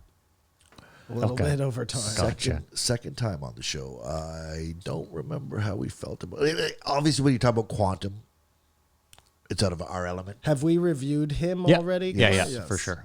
And I remember more about him than Joe did. Well, not a surprise. Joe hasn't seen the Tesla fucking thing land, so. This guy reminds me a little bit. Remember my guy, Jason Silva? Yeah. But he wasn't a scientist. He wasn't anything. Who was Jason Silva? Was that a throwback? He was a Futurist. futurist guy. They would just... Was that a throwback we did, though, or was that... We had to do as a throwback, but maybe you remembered him when he was on. Back when float tanks and ayahuasca was the We didn't rage. do an episode with him as like we did a throwback. We did a throwback, yes. That's what I was saying. Yeah, we did. Yeah. Yeah, But- he wasn't answering you. I'm trying to answer. Okay, yeah, that's why. Well, I got the answer from him indirectly there. Thank you, Simon, for clarifying. But this sort of, he sort of started off by saying that everything happening the way it is it's inevitable that but I don't even know if we will be human form at that time, can manipulate molecules, particles, turn a giraffe into a Tesla. I mean, that goes well to my simulation theory. Doesn't it? Because if you get to the point where you can do that, wouldn't you create other worlds? But it's like... It also goes to my magic theory. Touche, Simon. Since we're going to go there. It would have to be, though, involved in some sort of singularity theory. We're not, at this point, we're not individuals just going off and turning rocks into houses. Like, you know what I mean? Or are we? I don't think so. I think... Maybe we're all capable of it and don't even know it. But maybe it's not physical in a direction like we think it is. Interesting, Kamar. You understand? Like, Yeah, you would black hole into yourself. You cease to exist, but you're talking to the aliens. Or, I think we're stuck on human shape and stuff. You can't even think about this stuff with quantum. It's the way we talk about aliens, saying you can't possibly understand what an alien would think because... But if somehow your brain can comprehend, what do you say, 10 billion stars in this galaxy? Yeah. 10 billion stars in this galaxy, 10 billion galaxies in the universe, and then flip the other side, double that, triple it. You can't grasp it, right? No. But if you could, then you switch over. Okay. I don't know, the X factor could be Neuralink. Okay. Or an actual singularity that the hive mind generates this energy to grasp something that big. Like if enough people believe that the world is flat, is it flat? Yes, that's what I'm suggesting. That's where you're going with this. I Or whatever. If that enough did people come up think, as my example. If enough people think that reading people's minds is normal human behavior, does it become normal human behavior? Yeah, I guess so. But is that what normal is weird? You're like socially acceptable. Like if we all decided murder's all right, then we would murder. Is that what you're trying to say? Well, that's a really rudimentary way of I think it's looking super at it, I rudimentary. guess. I'm thinking about dimensional travel, wormholes, whatever you want. Well, no, that's exactly my point, Kamar, is if those things were already in our lexicon, they would just be normal today. And maybe we're all capable of doing these things. And the reason we don't do them is because we don't think we're capable. If he can say there's such thing as a wormhole, there's wormholes. How far are we away from grasping how to access them, work them, or... these words are rudimentary. You know what I mean? He is saying them because his math, I'm air quoting here, can prove it. But his math can only prove it because we've accepted that math as what we use to prove if things are real or not. Would that not have been an excellent opportunity for him to sit down with Eric Weinstein? Weinstein. Thank you. You're welcome. Because that's what I thought was happening here. Joe had felt he gave him a rough deal, sent over the paper for this guy to look at, and they were going to talk about it. Interesting. I didn't get that. I didn't get that either, but now that you say it, maybe. That did happen, but I sort of anticipated we were going somewhere with this. You know what I mean? Well, no, we know that it's booked months in advance, right? So Yeah, Joe doesn't. he just react had that Weinstein on, and then It's just a coincidentally coincidence. But it's not like out of the possibility that he could just do an It's emergency. a Listen. synchronicity is what it is. I like knowing, Kamar, that if They you run were parallel. I like knowing that if you were in Joe's position, you would have had the presence of mind to send over that thing and be like, "Hey, you want to look at this on the plane ride over?" But we know that is true because the guy's selling a book. He had said he had never seen a quantum computer. Did you find that strange?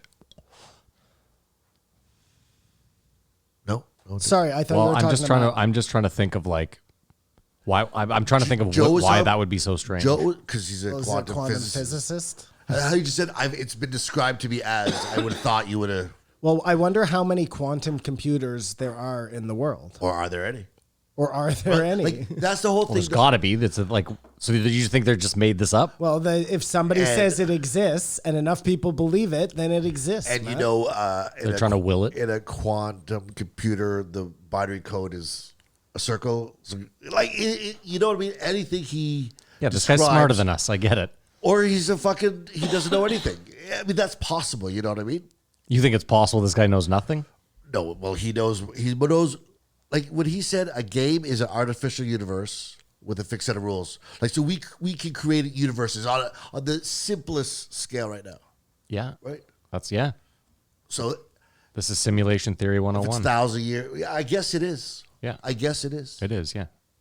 That's the crux of the simulation theory is that, like, look just at video games as the simplest form of progression. If you start at like 1980 to where we are now, so you have 40 years. God, that's crazy to say. But again, when you talk like this, we're not in the simulation. We're heading to the simulation. No, but it's, well, okay. When you talk like that, that's what I hear. Well, yeah, when you talk, so, I mean, again, it's a paradox, right? Like it's what came first, the chicken or the egg? And it's a weird thought that maybe, I don't know, who the fuck knows? So I know you try to know what the simulation is, but then you start talking like, I don't know is it here? Is it something where we're going? Because we're all made of particles, right? Yeah. There are no quantum computers, by the way, Kamar. That's why he's never seen one. Shut up. Yeah. For Really? 20 years, So I was right. scientists I and was right. engineers have been saying that someday they'll build a full-fledged quantum computer able to perform useful calculations that could overwhelm any conventional supercomputer. But current machines you know what? This makes contain sense, just yeah. few dozen quantum bits or qubits, too few to do anything dazzling. I don't think Joe realized that. Yeah, because someone, you know what? Now that you mentioned it, I remember someone saying like Bitcoin could become obsolete if quantum computing became a thing, because it could figure out the algorithm to create a Bitcoin like that, like just boom, Blockbusters boom, like boom. hold my beer. Yeah, yeah. Anything can go obsolete. But Kamar, what you're saying, I think, is that if Matt really does believe in the simulation, then we live in a simulation. Like, that's the logic here. If you are a simulation believer, then right now, this right here is said simulation. Yeah, well, he has said multiple times. He's like, the odds that this is space reality. He says it's like zero. Well, unless you don't believe in that whole gig, and then this for sure is base reality. I mean, again, there's a few things that point, of all the things we've figured out, the brain and consciousness is like one that we just can't seem to really wrap our heads around. But that could have more to do, Matt, could, of with course. a soul than that's Simon? what the simulation leaves out, right? Well, listen, but again, every theory leaves something. You know what I mean? It's a theory. That's all I'm saying I just said there's things that point to. But again, I think now, just humor me here. I think we could make those same arguments that you would make for the simulation for God. Like, it ends up being it's just this unknown, right? Like math is another one, and this is going to be quotes. This is going to be weird, and it's going to take us maybe down a fucked up road, and I don't care. But like math, like the fact that everything in this world is based around math. I mean, again, you could just say, well, that's how the world is, but it just seems like it's built within a program. Just the fact that math and geometry are found fucking everywhere. It seems, And that's what Weinstein is suggesting. That maybe that is he? Have you read the paper? Because I don't understand what the fuck Weinstein is talking about. No one understands what he's talking about, but he's challenging this assumption. Okay, these yeah. numbers, all these equations are is what The it theory is, of everything. as there is no more. But think about how he said, like you say it passing, like I live in my own world. You know what I mean? Like sometimes you look at me with a blank stare, like what the fuck is going on in his head? Okay. And what's going on in my I'm head so on board with that. is different from what's going on in your head. Yes. And Definitely. God, I hope so. Definitely. God, I hope so. I'm in my world. Okay. You are in your world. Yes. Matt also has a world that he's in his head. Okay. And keep going. Like, you're saying that, but you're just a periphery in my story. So maybe this is right. On this rock, whatever it is, there's 7.8 billion worlds already. Okay. Or dimensions. But again, Kamar, so if you could argue, if we're in a simulation, you could argue that the simulation is just running around me. That there aren't 7 billion people. It's only the people within whatever circle I walk into. The problem is you can't describe, like, if the simulation has coolers or there's a boat. Of course, I know. I get it. Yeah, I understand. And listen, Because we're broken down to everything's made of particles, but we all are in our own worlds. Maybe you've programmed that every person in your simulation to have this. I like that, Kamar. Thing. I like where you're going. So each person's each person's brain is another It is dimension. It is. And that's when you're talking about multi-dimensions. You're not actually talking about multi-dimensions. You're talking about this dimension full of a lot of other dimensions. But if that exists in this dimension, everything else can happen. There could be other dimensions. When you can grasp it, you will be it. And I don't know how long that will be. It sounds like a soothsayer over here. Like, what's going on? When here? you can grasp it, When are you you selling will us your be it. book, Hotep? But like what he pointed out about the dogs is we pass on knowledge. You know what I mean? Okay. And it could take 2 million years, but we'll keep progressing. If Eric Stein. thank you, comes up with an X factor, that'll get to this X factor that will, everything progress after that will be from there on forward. You know what I mean? This isn't ever going to be stagnant. The question is this, really. This is Life as we know it existing. This is a fun paradox. Let's say we get to the point where we can create like the perfect human simulation. Does that do we? But hear me out. Do you then have to think maybe we really are living in one? Like, But when you describe that, you say we. yeah. Is that a group of people around a table? That's you no, it's- looking at yourself in a mirror, looking at yourself in a mirror, looking at yourself in a mirror, looking at yourself How in a many mirror. dimensions Oh, that's is fun. that? No, but Kamar, like, again, it's not like any innovation. It would probably be either a group of people or one person working on something for a that's very what- long time. That's what Dan Crenshaw was saying. He was like, okay, I can get with the simulation, but then I can't because at the end of the day, no matter what, no matter how many mirrors you're looking at yourself in a mirror, in a mirror, in a mirror, it gets back to having somebody have to build it. And then does that somebody have a God? If you could understand, you'd be in it. That's a weird way to keep believing in God, though. To be like, well, even if I am in a simulation, if you go back far enough, that guy has a God and he created us, and there's a No, reason. but that's the argument. That's the argument. This is the argument, man. That's the like crux of it all. If the math is true, then the God is made from particles too. Like just that, Are you a poet now? What is going No, on? why do you assume that God is made from particles? because God is the only person on the outside of this universe with 10 billion suns in this galaxy alone. 10 billion galaxies. It's in weird that the it has to be a universe. God, though. Like, and again, it Yes. doesn't have to be a fucking simulation either. But like it, you know, like the Our descriptions like saying God, simulation, wormhole. Like we're so. I mean, again, it could all just be random. Like the This is what this guy intends. But that's the weird thing to me is like the simulation theory gets interesting to me because of the Big Bang, because it's just black and there's nothing, absolutely nothing, and then all of a sudden there's this thing. Yeah, I don't think I believe that. Hold on. You don't believe in the Big Bang? Is that it? I don't But think hold so. on, we'll get that. We might. I get love there. it. Not because I'm saying like, oh, I love it. I don't believe in creation. I'm saying like, I don't know if it worked like that. Like there was nothing and then there was something. We'll circle back to that. Okay. Okay. Let's circle back to dinosaurs too. Slightly mentioned, but Slightly mentioned. did you find it weird when they? I mean, it was awkward how Siri didn't work for Joe. Oh, that was insane. But Hold the on. fact that That was so fucking That was the frustrating. worst 2 minutes of podcasting maybe ever. that was In and history. That was with Jamie chuckling on the side because his worked, but the comparison of James T. Kirk computer, like it's the same thing. I'm sure you imagine they'll never have that, right? On Star Trek. Star Trek, even though that was from the past, it was supposed to be the future. You'll say something to something, and it'll just tell you everything you need to know about it. Mark, crank that open really for me. exists now. It just doesn't. It has an error in it. give up. That That's what really you're saying. exists now. But there was another Star Trek for nerds.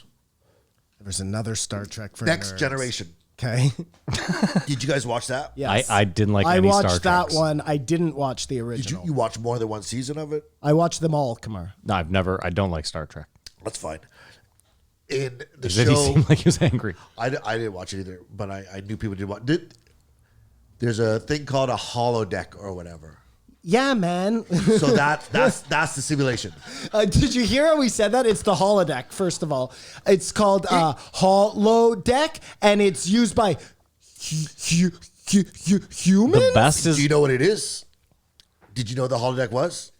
isn't it the where they simulation. fucking Because I was talking to Matt, but including you in the Okay, I'm conversation. sorry. Because that's what I was asking. Do you know what it is? The holodeck is a simulation. That's all I was trying to get to. Okay, no, I didn't They know run that. programs to like, you want to be in the Wild West, Matt? Go into the holodeck and they'll put you into the Wild West. Okay, Yeah. cool. And if they training things, it's just like the Matrix. You want to learn Kung Fu? Boom. Go into the holodeck. I would suggest looking it Go up. into the holo. You want me to look up the fake holodeck? No, we'll just see the idea that it's definitely supposed to be a finite space. Okay. But somehow you can walk. You never hit the walls that are. It's a simulation, obviously. The Amy Winehouse Nirvana song, Jimi Hendrix. Yeah, That's crazy. yeah. There will be a song made by a computer one day. Well, they did a test last year, a couple years ago, where they had AI make classical music, and they played like lesser known classical music side by side with the stuff the AI made, and it was almost indistinguishable to the listeners. In this time As in period. like the people that they had listened to it couldn't pick it out. So There will come a time when a computer is going to write a song that you groove to. It's like if someone's talking about breaking up or get back together or whatever. You know when the shared experience. Okay, I know what you're trying to say. You like a song and speaks to you. yeah. How does a computer speak to you? But it will, as we saw. Did you listen, right, Simon? The one time Jamie did play music, God bless him. Well, I think the copyright law there is you can get around it because it's not really an Amy Winehouse song. And those guys just created as an experiment. I don't know. Licensed, but I think that'll happen in our lifetime. And if that can happen, then a computer could write a movie. The same thing, but it'll be better than anything we can do.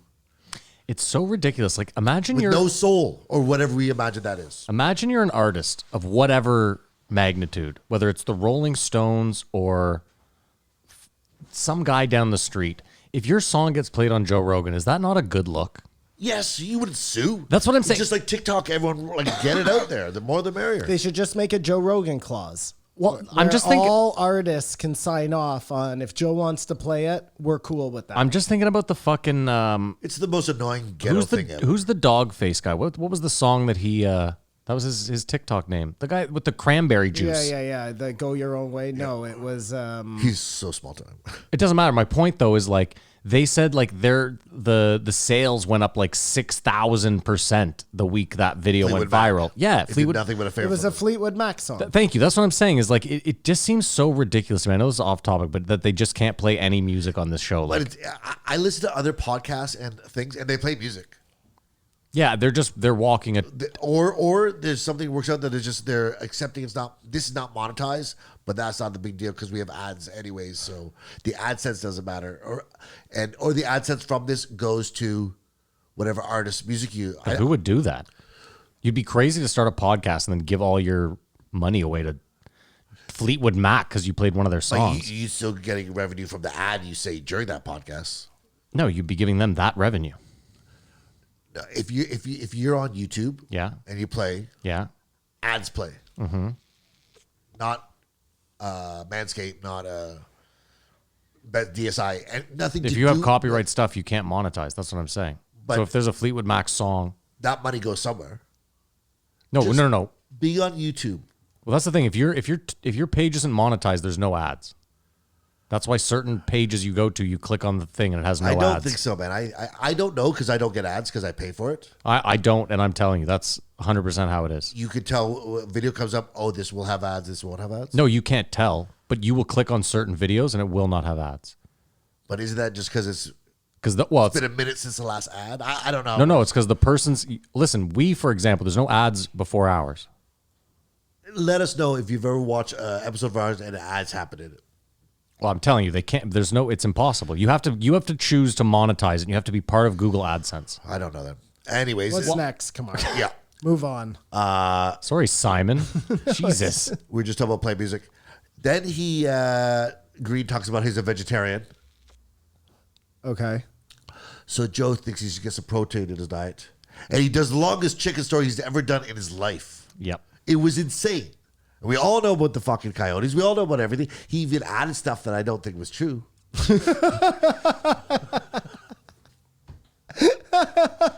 But he did it for like 10 minutes. Yeah, it was like, I know, it's all really this to say, long. you should get some more protein in your diet. It was a really long way around. And I sort of like, it's kind of like us. But then what freaked me out was him describing the two black holes that hit each other and came, was it 100,000 light years ago, however that works. But they hit the sensors. But Albert Einstein was imagining they're possible and this could happen as they're traveling, not knowing. So that supports that. That's him saying these math things prove stuff, show stuff, demonstrate things that we're not off. Yeah, no, I wonder, like, I don't know, man. You think it's magic? I do absolutely think it's magic, Matt, and I think they Please just elaborate. called magic something different. We back invented in a the sensor day. for something we didn't know existed, and then it came to be from 100,000 light years Albert ago or away. Einstein had an idea, however many years ago, about how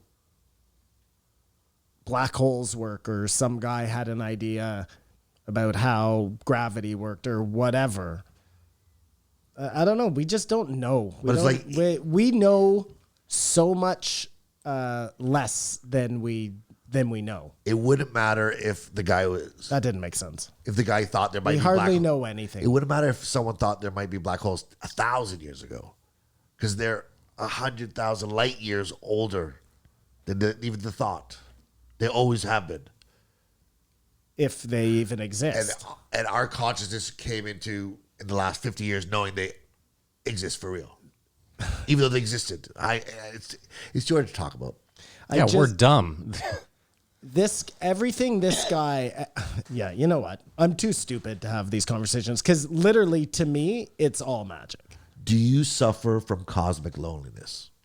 Cosmic loneliness, knowing that how big the universe is. And maybe the possibility that we're the only thing, the whole thing. But there's so many of us here that how could Yeah, you feel how could you cosmically feel lonely? lonely? Not to mention, It was his turn. No, yeah, no. I'm playing it out. refuting it, saying like I just can't see how like we can't go that far, so you're limited anyway. We can't go far away. We can't. How far to go? We can't go into the depths of the universe or whatever. Yeah, we can't go past like To find first of all all, the people. No one's even gone to Mars, so Now we can't. But he's suggesting to go there is to like step aside, like bending the universe so that you bring 1,000 years to you in an instant and just step in it. You know how Matt said. you look so pained. You trying to know how explain. Matt said. No, I'm worried. I sound like I'm crazy. What's wrong, Simon? He's on fire. He's on fire. Go ahead, Simon. Talk. How Matt said what? No, I got to think about this for a second. Just talk amongst Okay. yourselves. For a The only way to go anywhere, whatever it be, will be through the mind, and not through bolts and metal craft. You know what I mean? That's my. But if we know submission. aliens are real, then we know that's not necessarily true. Then, right? We don't know aliens are real. Well, but We know. it feels like it's been almost established we at this know point. black holes are real more than we know aliens are real.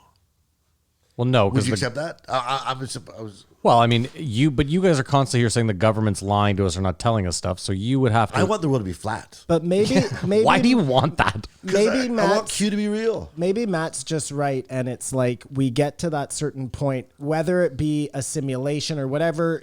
Maybe it's just life, where you get to that certain point where you have to say, "There's something now that we don't get," right? And we're smart enough now to realize it, and that's when, like you're saying, Kamar, once you get it, you're there.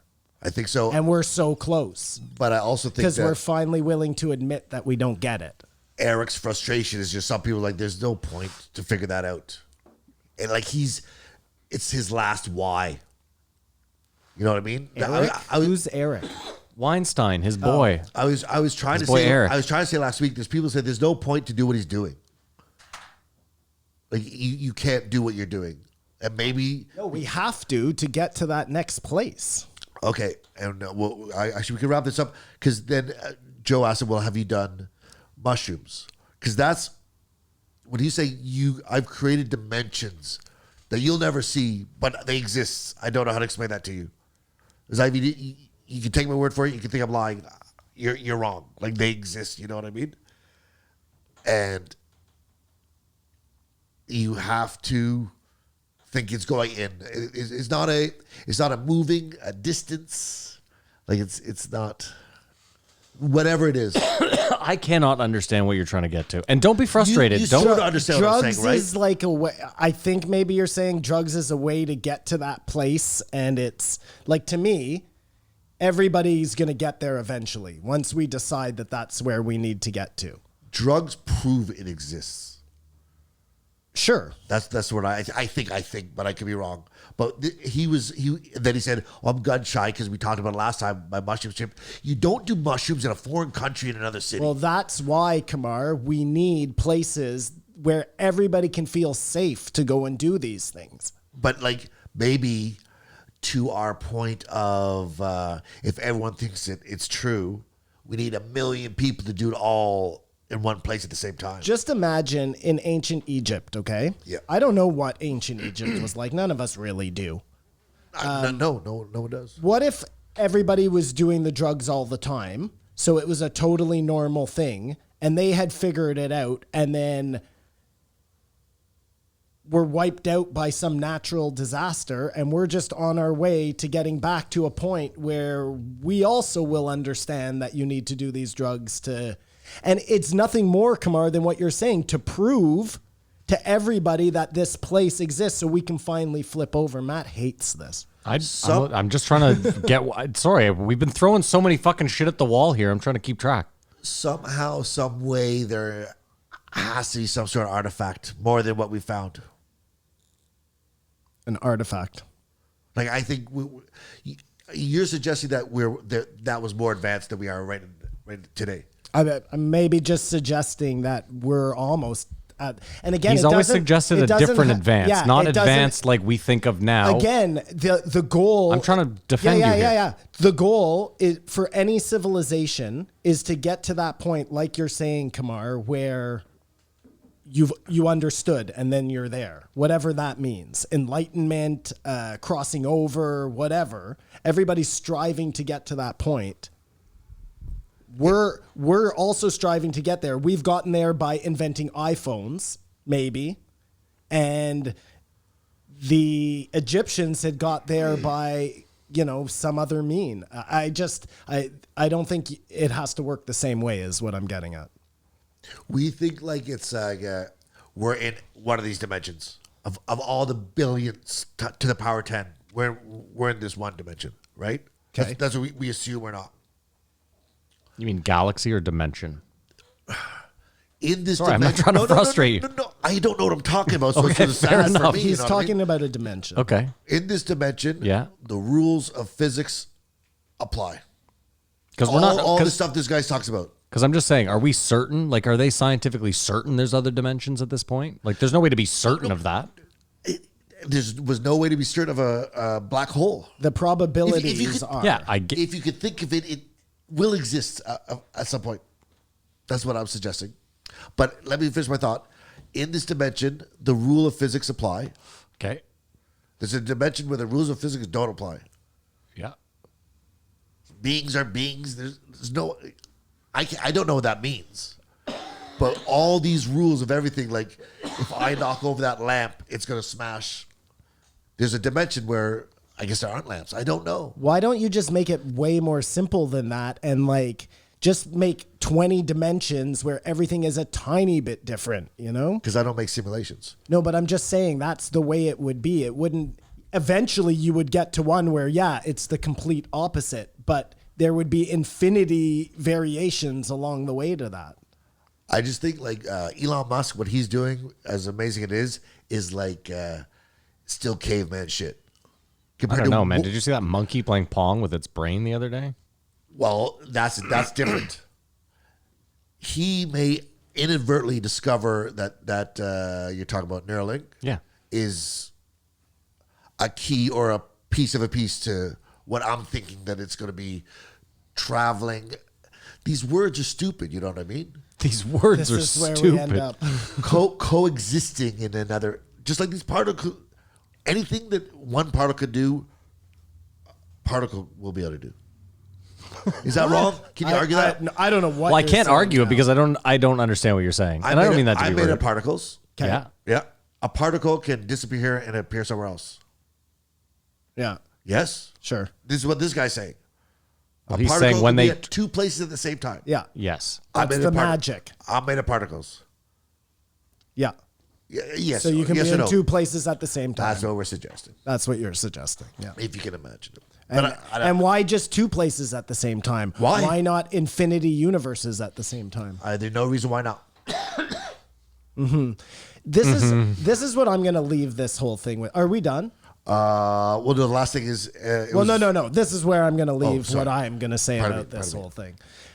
Right now, we believe that right now, science or math or whatever is showing us that there are multiple universes. That's what the probability. Suggesting, not showing. That's what the probabilities are saying, just as much as it's showing us anything else.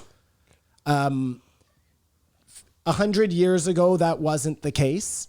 If it had been, again, just based on some theory, we would right now be living under the assumption that, of course, there are multiple dimensions. I'm just showing you how easily that's done. Did that make sense? Yeah. And I think. No, Matt, did that make sense? Yeah. I'm just trying to say everyone has to think that, and at that instant, it happens. Yeah, you're saying it like some sort of magic. I'm showing you that it doesn't even need magic to happen. It just needs people thinking. But it happens instantly, is the problem. But why is it instantly? It takes one generation of teaching. I don't know. I feel it's much like the way the suggestion, whether it exists or not, the Big Bang just happens. But as if I know. The last thing was, Joe was talking about how we figure this shit out, and he said video games. Is that wild? Like, video games are going to ruin your brain. Video games are going to ruin your life. Now video games make you richer beyond your possible dreams for playing them and enjoying them. And video games may be how we figure out. It's weird or counterintuitive, right? No, I mean, everything. Listen. We think we're supposed to be on horses and climbing mountains and sailing and boats and like doing stuff. You know what I mean? Well, we should be doing all that too. Well, we won't. That will be stupid. Why? They'll make games where it will be realistic boating and you'll do it in that. Like, again, you're back to the simulation. I don't think there'll be human form. I don't know. That's it. It's okay. Universe. Don't you feel like we'll come to a truth before that happens, though? Meaning? Elaborate. Meaning, like, I don't know. I feel like before we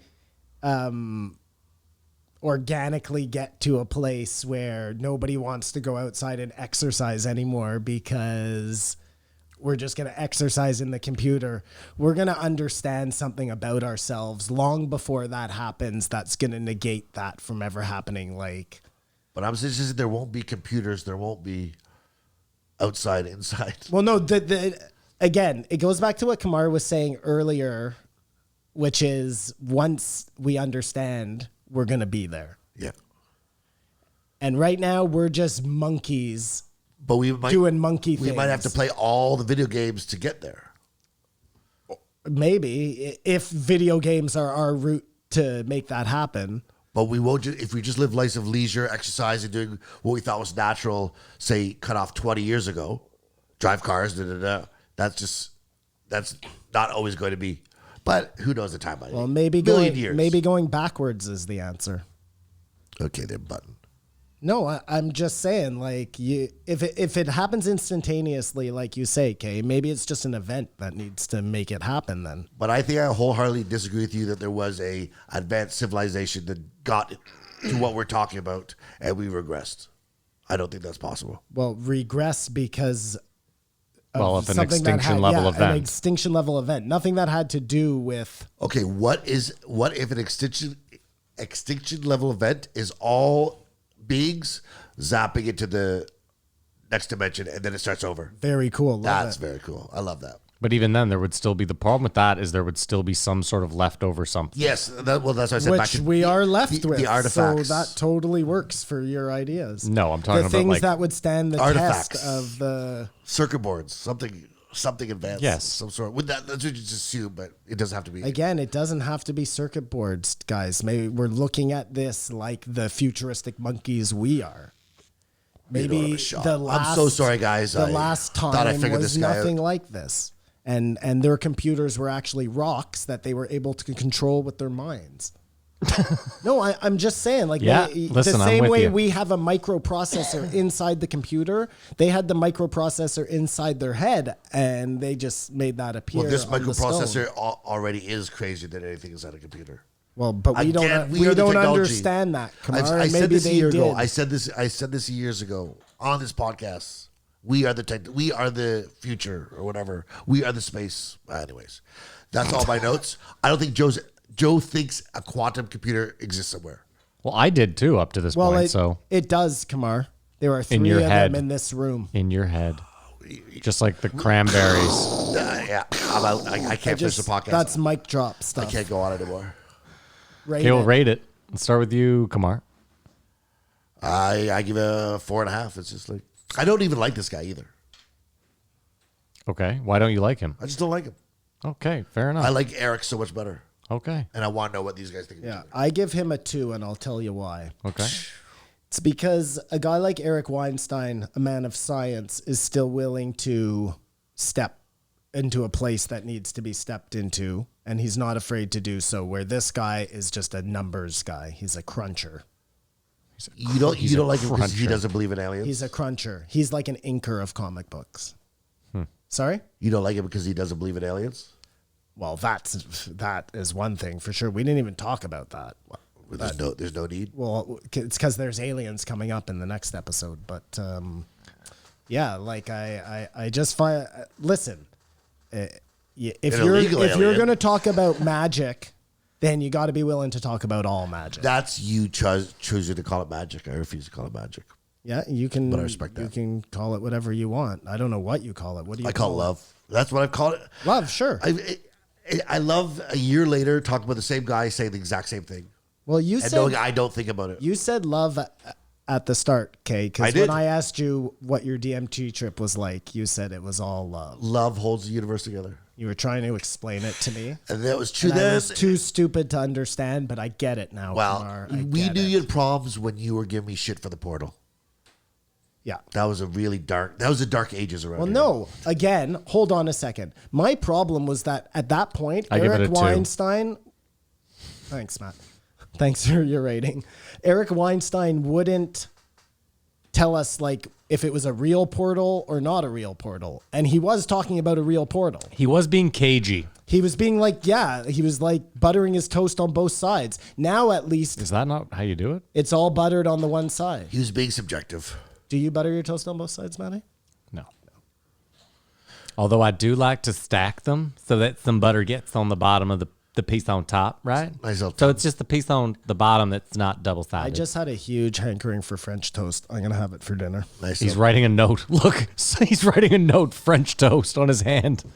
memento. It's a nice little tongue tickler. So we got a two, and a 4. Yeah, I really dug him. No, 4. It's only a 2 because but I don't like him. Just these are so I'm dumb. These are a mile above my head. I can't even begin. I don't have a quantum computer. There's 2 in the room, not up here. But the excitement I derive from it is through existence. If you can think of something, it can be. But he says, just to go back to him for 1 second, he says that you can be here and there at the same time, right? Yeah. 2 particles can be both here and there. Mm-hmm. That's fucking magic. To simpletons like you, it is. Oh, God, you guys are ridiculous. The fact that you can't say those words to me is hilarious. The fact that you can't say it's magic is hilarious. Okay, let's move on. Let's get off of this magic shit. Well, it just goes back to Kamar's whole words thing. Words are for chumps. 1614, Tom Segura. 1632.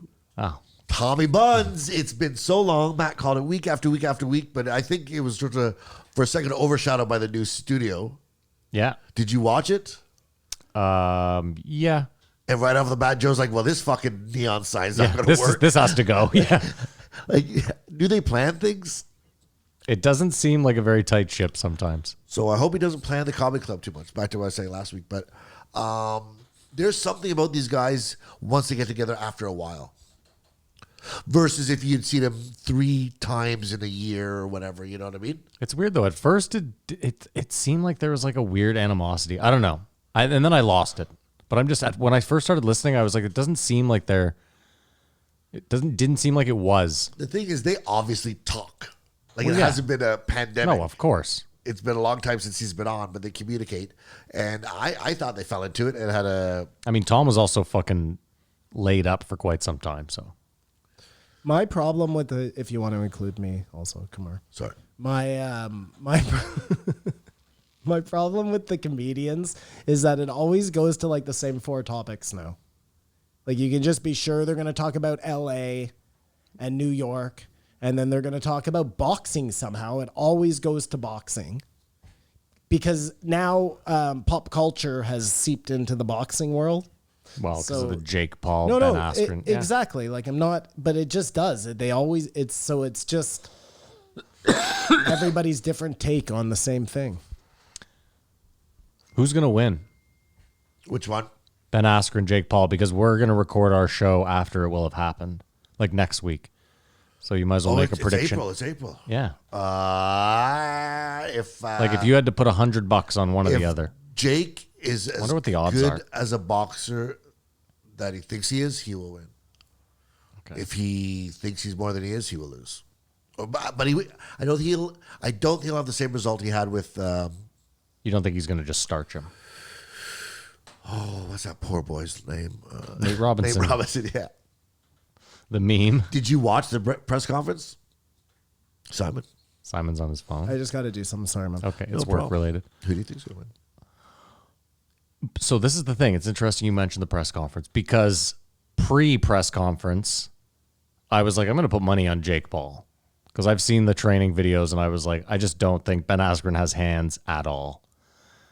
And then I don't know. I watched that press conference and he was so calm, Ben Askren. Yeah.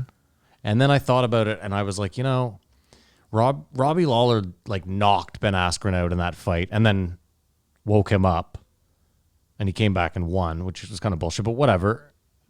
He can take a fucking punch. This kid would have to hit him with some lightning. I just don't think he's gonna starch him, but I think he might make him look like a shitty boxer. But the thing is going in, I know Ben Askren's a shitty boxer, so I'm not expecting like a showcase in boxing. I think he's going to smother him with just that, and he's going to try to just gas him. But if I had to bet $100, I'm going to have to put it on Ben Askren. As really? crazy as that Really? sounds, yeah, at this point. Because the thing is, no one knows how rich Jake Paul is. I assume he's worth $100 million. All those guys though have a lot of Bitcoin. Yeah, I know. That's the thing people don't. That's the weird thing that you don't know. I was watching another with his brother. Had this guy on. There are more people with accounts of $10 million in Bitcoin Yeah, Wales, yeah. than there are accounts of fiat currency with $10 million. That's because a lot of people got it really cheap.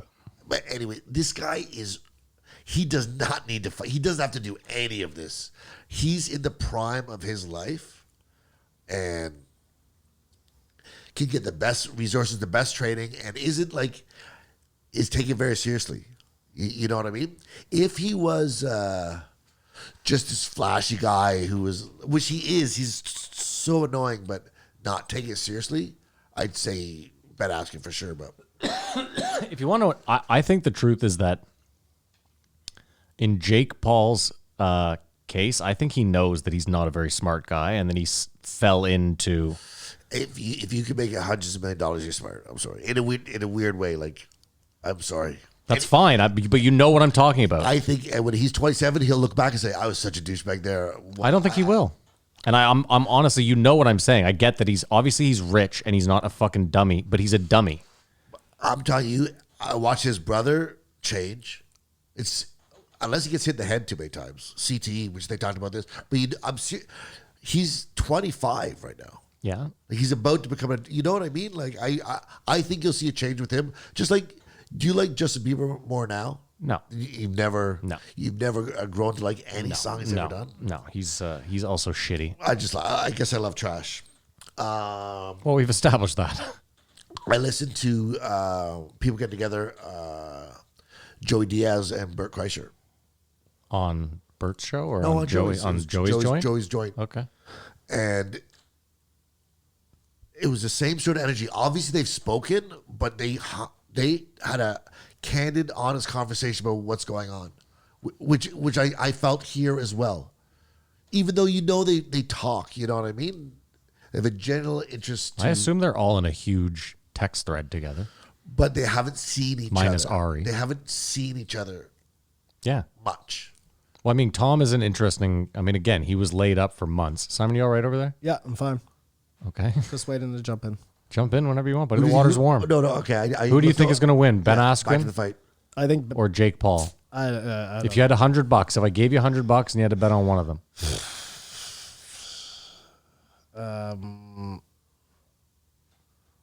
it's a boxing match. Yeah, Jake Paul, I guess. I don't know. Okay, so we got two Jakes and a Ben. I have no Okay. idea. You bet on Ben? Yeah, I did. Yeah. Yeah, I mean, something about me is saying to bet on Ben, but if I only had $100. You missed it. What I said was pre-press conference. Did you watch the press conference? No, but I can appreciate it. It's Either way, pre-press conference, I was pretty much Jake Paul all the way. And then I watched the press conference, and I don't know.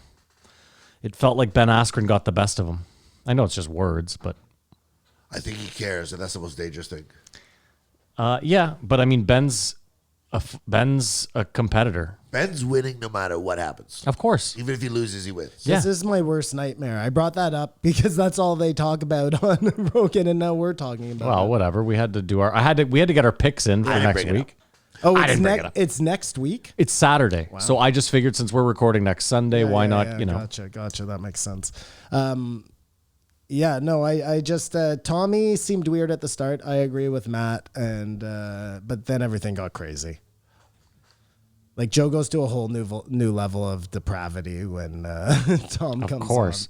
I had to fast forward through a bunch of it. Oh, we'll get there. Well, no, we won't. We're not talking about any of the gross shit because I can't do it. That's where my notes end. Okay. But that's the end of the show, so it was like the most interesting part of this was the paywall discussion. Yeah. Because it's almost like he's late to the party, but he's doing it. But this is the way to go. Well, but you know what the difference is? It's that he makes so much money the old way that he doesn't have to go this way. No, it is the way. If he doesn't, it's like you'll get left behind. That's what I'm saying. I don't agree with you. Well, How could you possibly get left behind when your product is free? Free always wins.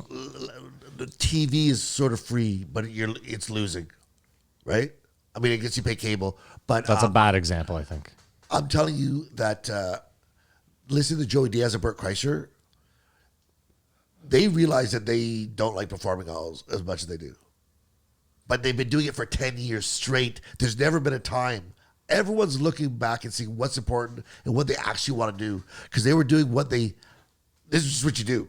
You get successful and you burn the candle and you take auditions and you do all this stuff.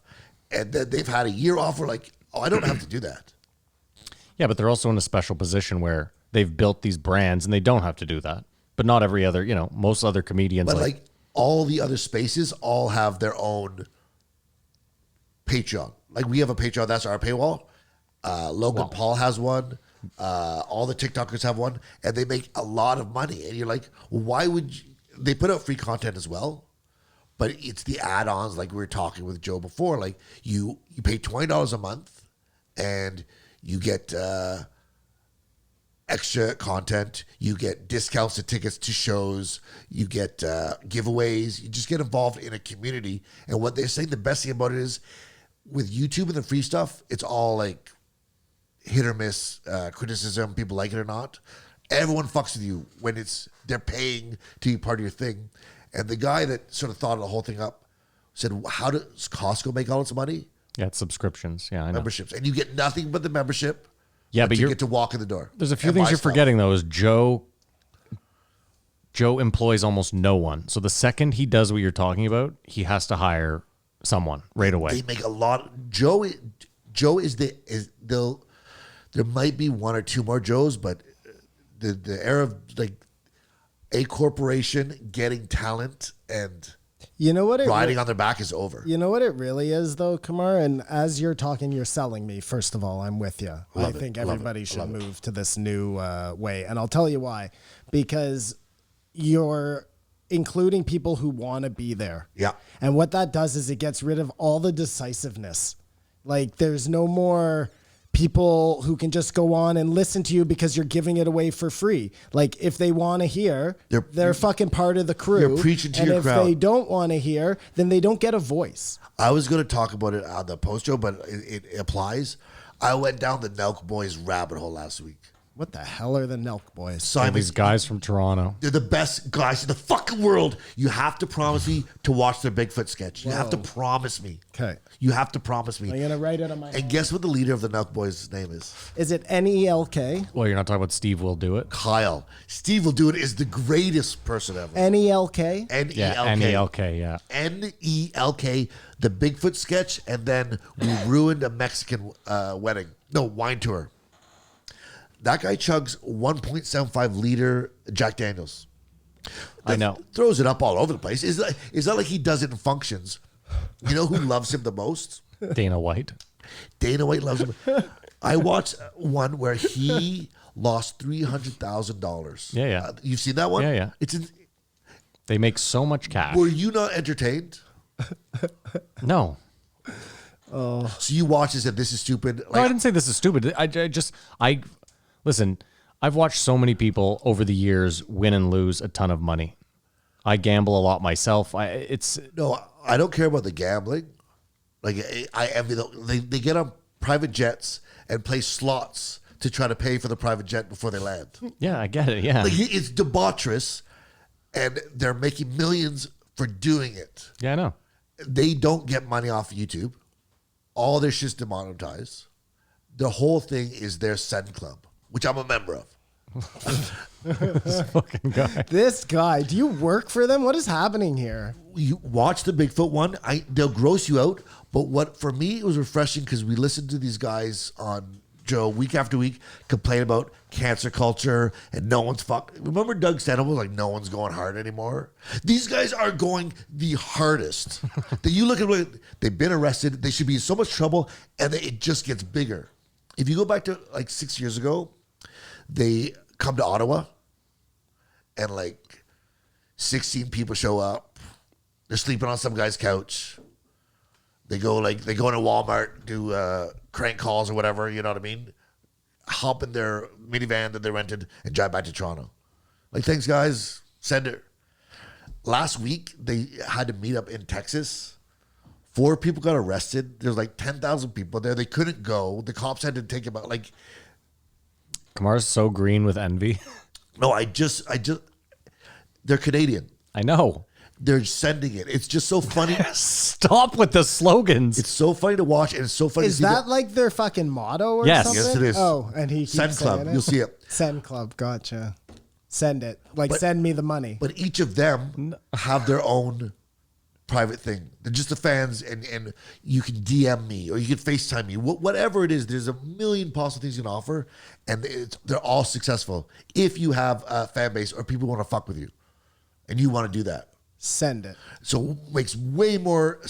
Well, sending it. Yeah, but again, think about everything you just said. Joe doesn't want to do any of that. Because he's old. He like Colin. What's his name? Colin Quinn? Colin Quinn. You know, we always want Tough Crowd to come back. Yeah. But it's like, well, no, fucking ABC, NBC, anything that I'm traditionally used to coming to me and doing it for me isn't there. But if I do it, he could have pay-per-view only Tough Crowd. And it'd blow his dreams, but he can't imagine it because he's so old school. But even then, I'm just saying, like, Joe could make all that money. He just doesn't want to do any of what you're saying. He doesn't have to. He doesn't have to do anything. Everyone else from here on forth has to look at it that way. Like, and Well, the fact, Maddie, at this point that Joe, like, I get it. Nobody's asking Joe to have a board of directors, but he can hire 10, 15 people to do anything he Of needs course. done. Like, I get it, the fact but- that he doesn't have that But- and Jamie's doing everything is crazy. No, but I think, listen, Jamie's very well paid, and I think that Joe realistically is smart in that he knows where his value is, and it's his time. Joe and doesn't the matter. more people he hires, realistically, the more he has to do. You know that. Yeah, no, what Kamara is suggesting for him to switch over to like a pay type of platform would be nothing for him. I get The it. I also reason said he would do that to at the jump of the show. I said after the Spotify thing, that's where he's going to go. What I also am saying though is for him, he likes having this fucking slim crew where he just deals with Jamie and maybe another person, and again, the amount of money he makes for this skeleton crew is shocking. He is the last. There isn't 100 more Joe Rogans coming down the pipe. I get it. I realize that everyone's going to have to, but what I'm saying is Joe wouldn't have to do that. It's not like Joe will be left behind. Think about how much money he's leaving on the table. He doesn't have merch. Yeah. Again, you're talking about someone who is filthy rich. You're talking about money he's leaving on the I'm talking table. like anybody but Joe. You're not hearing me. Just in merch, he could make like more than, most podcasts out there. Yeah. Tom was like, this, I think this is where it's going. Joe doesn't have to look at it. It doesn't matter, Joe. Anyone else who wants to make money Yeah, I agree.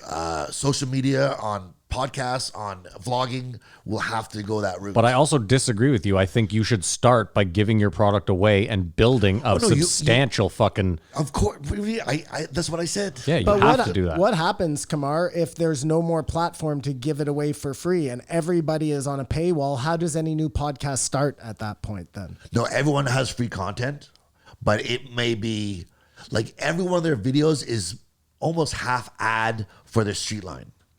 And their clothes sells out in like hours, and it has resale like Supreme stuff. Not like Who are you Supreme. talking Yeah. about? Not like Supreme stuff, though. Who are you talking My about? buddy's friend bought a jacket for $400 and we sold it for $800. From where? Okay, but that's From this Supreme. line. Okay, but Supreme that's is more, but yeah, I'm just saying. there come on. aren't hundreds of brands that you buy and can resell like that. What are you talking about? Their clothing line is bigger than all their vlogs and all their Whose free clothing content. The Nelk Boys. The Nelk Boys. Thank you. Jesus Christ. But I'm just saying, it's voracious if you cultivate your crowd. Like Tom was saying that people are paying to watch these things and submitting the content. Yeah. Yeah. And Kamar, They're paying to work for him. I know this because of Weinstein. And even more to the point, 'cause Lex. Eric with the sorry. portal. Yes. They have this like where everybody does the work. So they don't have to do it on the show. And that's people will do that they're not young people, is my point. Who knows? That community shit will work everywhere. Exactly. Absolutely. And it's just building it and cultivating it. But I think if you're doing that, you have to be looking towards the paywall, not that I'll just keep putting out something for free and everything will come Yeah, to me. no, and I get it. I get like I'm such a dinosaur that I would think the same way Joe did. It's And so you- crazy how many people are doing it. I just think you run like what? Let me ask you this, Kamar. If you had your own podcast right now, Kamar's Corner, Yeah. at what number of listeners do you then build the paywall? You could go Brian Callen, start off behind the paywall. No, you can't go Brian Callen because You you're would not get Brian zero Callen. people. But I'm going tomorrow. Yeah, no, I'm saying you, Kamar. So I don't. Not tomorrow. You've had this podcast for 2 years. What number of listeners do you decide? Okay, I have enough now, or I'm comfortable putting a paywall up. 100. 100. If you get $10 a person from 100 people, But how do you get But wait, more Mike, hold on. followers at that point? You're assuming that you're going to get 100% return rate you on ask your. me the number. I'm not assuming anything. You're asking me what number. Yeah, but what I'm saying to you is now I'm asking a second question. So you assume that out of those 100 listeners, 100 are going to pay you? Well, if the only way they can listen is the paywall, they have to pay me. My question to you though is, okay, forget it. Let's move on. Ask the question. No. I get what you're saying. No, whatever. It's the number is 100 people who are willing to pay him. So whatever that number is of actual fans, that's when he would give up. When 100 people are willing to pay him. Yeah, but you don't know when 100 people are willing to pay you is my question. You so do if you start behind the paywall. You put up the paywall and then you go on your Twitter. You go on, hey, I have. okay, a again though, thing on. if you have 200 Twitter followers and 100 followers on Instagram and you start this podcast, my question, Kamar, is how are you going to build this brand behind a $5 paywall? It could be a $10 paywall. It could be $20 paywall. That doesn't matter. You ask for it. Let's move on. Yeah. You ask for it. Let's move on. Let's move on. I don't understand what you don't understand. We'll all agree to disagree. Let's move on. Surgery sucks. I can attest to that. Tom talked about surgery. I can too. Sorry? Tom was just talking about his surgery, the injury, and it was sort of like, I don't like reliving gory stuff like that. It sounded crazy too, how it's just such a freak thing. But then I'm like, if I went out and tried to play like a hardcore sport right now, I am sure I would hurt myself in some way. Yeah, but you have a bum shoulder No, going I know, in. So I know, it's- but I just, as you get older, like you're not built the same way anymore, period. Yeah, of course. And Tom is a big guy. He carries around a lot of weight with him, so. I mean, in his defense, he had made like the previous 2 dunks and they just up it a little bit, so they just didn't have someone wiping the court down. Well, he didn't slip. Yeah, he did. He did? Yeah. Oh. He didn't even make it up. He Like, pushed Because he I said think, I his think the doctor push off leg just gave. He said his doctor said that was going to happen at some point, no matter what. So It was weak. well, even if his leg gave, it looked like it started with a slip, which then fucking you popped would his assume leg that out. happened when you come down. Yeah, either way, it was brutal. And he was talking about how it's crazy how fast you deteriorate. Yeah. Like an arm in a cast, and all of a sudden you have this stick arm. You know what I mean? Oh yeah, it's crazy. My shoulder, like I don't do very much with my left shoulder, and I know exactly what he's talking about. Like when I do have to do something, it feels so heavy because I'm so weak. I can't. On this arm, I could lift 300 pounds, and this arm I can lift like 17. 300 pounds. I'm very strong. On Yes, this yes, side, of yeah. course, yeah. Go on, Kumar. And then they were talking about people that can just hear a song and play it on piano. That's magic, Simon. I had a friend, my neighbor growing up, his whole family had like an ear for music, and they were all guitar players, and the dad played piano. They could hear any song for like 2 seconds and then be playing it, never having heard it But before. were they trained? They were trained by their dad. They took piano lessons. No, they all taught guitar to themselves. They had an ear for music. Yeah, I know, yeah. Like, as simple as that. That's magic, though. Sure, yeah, fine. What's crazy to me is when like 5 musicians who have never really met get together and they're just like, okay, ready, we'll do this. They say 5 words to each other, like, ready, okay, 6-2, and then start 1-2. That's like a and then everyone just starts, it's like, what in the fuck just happened? That's like a shared mind thing, Kumar. Hive mind. Well, they're close enough to, like, they understand music in a way that a normal person wouldn't. And because it's like a wavelength, right? And they're on it. That's why they can play together like that. That's why they can hear something and do that, where we haven't tapped into that. I mean, I was thinking about this the other day, randomly before this. Like, we had fucking band in like grade 7. Yeah. And that, like, to me is, I mean, I wasn't in it because I'm awful and just had no fucking, but like, there were people that were legitimately really good at like the clarinet in like 7th grade. And that just always was fucking weird to me. Well, there were just some people who were better at music, Yeah, period. I Like, get I it. could never even read music. No, my brain didn't fuck work no. that way. I remember I played, they like gave you a choice, right? Of the instruments. And I remember I was like, okay, I'm going to take the trombone. Because there was just like the 7 positions, right? And I was like, What I'm was just, the easiest? yeah, well, I was like, I can't read music. So my only chance is to just mimic the hand of the person That's beside all me. I was the trumpet, okay? Yeah. And you know how So you go, 3 buttons. You know how you go to Canada's Wonderland? I didn't go. Okay, so we went to Canada's Wonderland, Yeah. and I swear to you, Matt, the entire trumpet section, No there one was played no anything. noise coming out. We were just doing buttons and doing this. That's what And I Miss did. Waiawata was That's just what I like- did for a year. She can't tell when all the instruments are playing.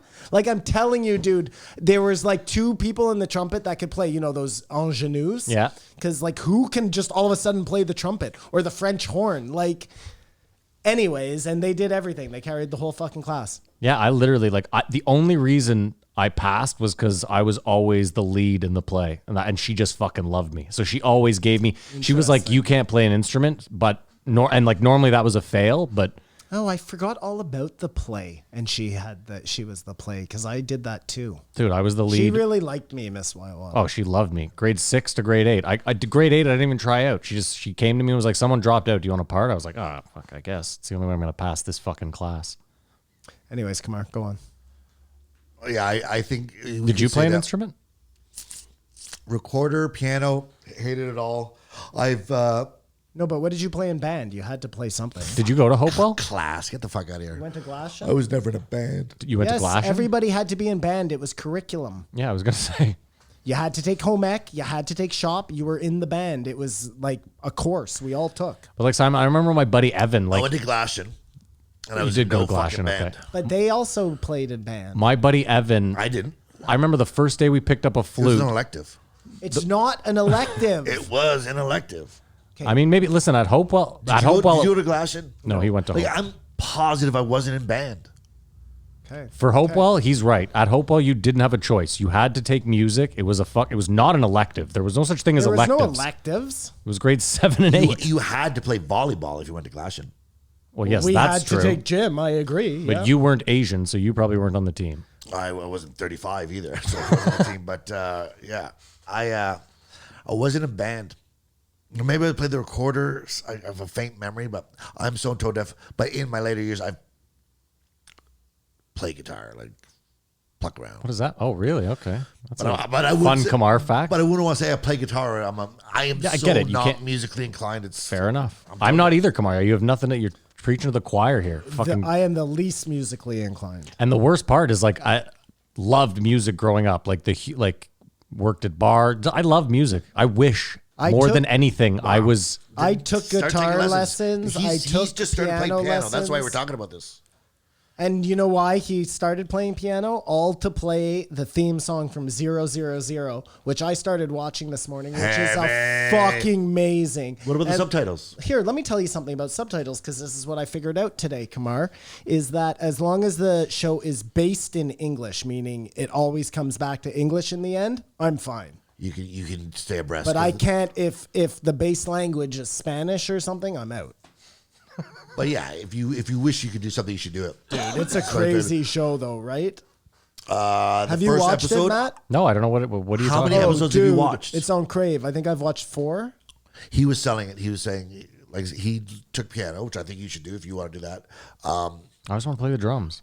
The drums. Should do that. Let's That's get what I always, ever since I was young. But my parents were like, "You think we're getting you a fucking set of drums? join the Patreon. Go Let's get get entirely Maddie a fucking fucked." drum set. Let's send her. I have no room for drums. I'd have to set them up here, and We're that's going to we're get already him a taking up too garage. much Let's space. go. We're going to live out your dreams. No, we're living out your dreams. Let's get to 10,000 fucking Patreons. That would be amazing. Well, why aren't you putting the drums at your house? There's no room. Love. You know there's no room at my house. Don't do this. There's definitely room at your house. There are 2 places I can think where you could put a drum set. No, one of them Mary has occupied, and the other I don't know what you're talking We're about. going to get you a studio, a jump studio. I've said it, so it's now possible.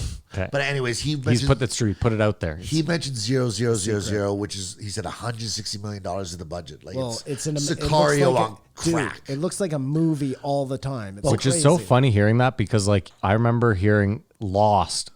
Lost was the first pilot that got $1 million budget, and the guy got fired for it. And it looked like a movie. It was crazy, that first episode. Yeah, well, it was the two-part, but yeah, nuts. When they crashed the plane Yeah. and shit on the beach, all that But shit. you should never be surprised when you deal with Prime because money isn't an Oh, of object. course, like yeah. even more than Oh, they're like, Netflix. it's a write-off. Please do it two. doesn't matter. And aren't you glad he fell out of love with the marvelous Mrs. Maple? Well, finally he can admit it. I wish he'd like go back and say the whole thing was like that, but for some reason he could relate to the first 2 seasons.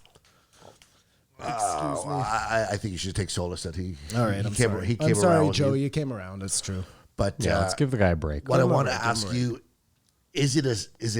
is each episode its own story, or does 2 pick off where 1 left off? No, it keeps going. Okay.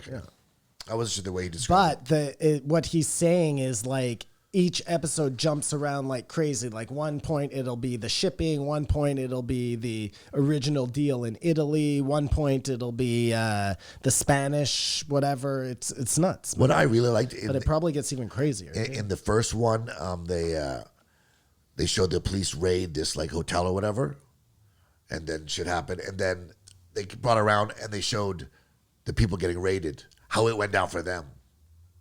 You know what I mean? But What's really crazy is when they do that raid, it's like so many people, just normal people.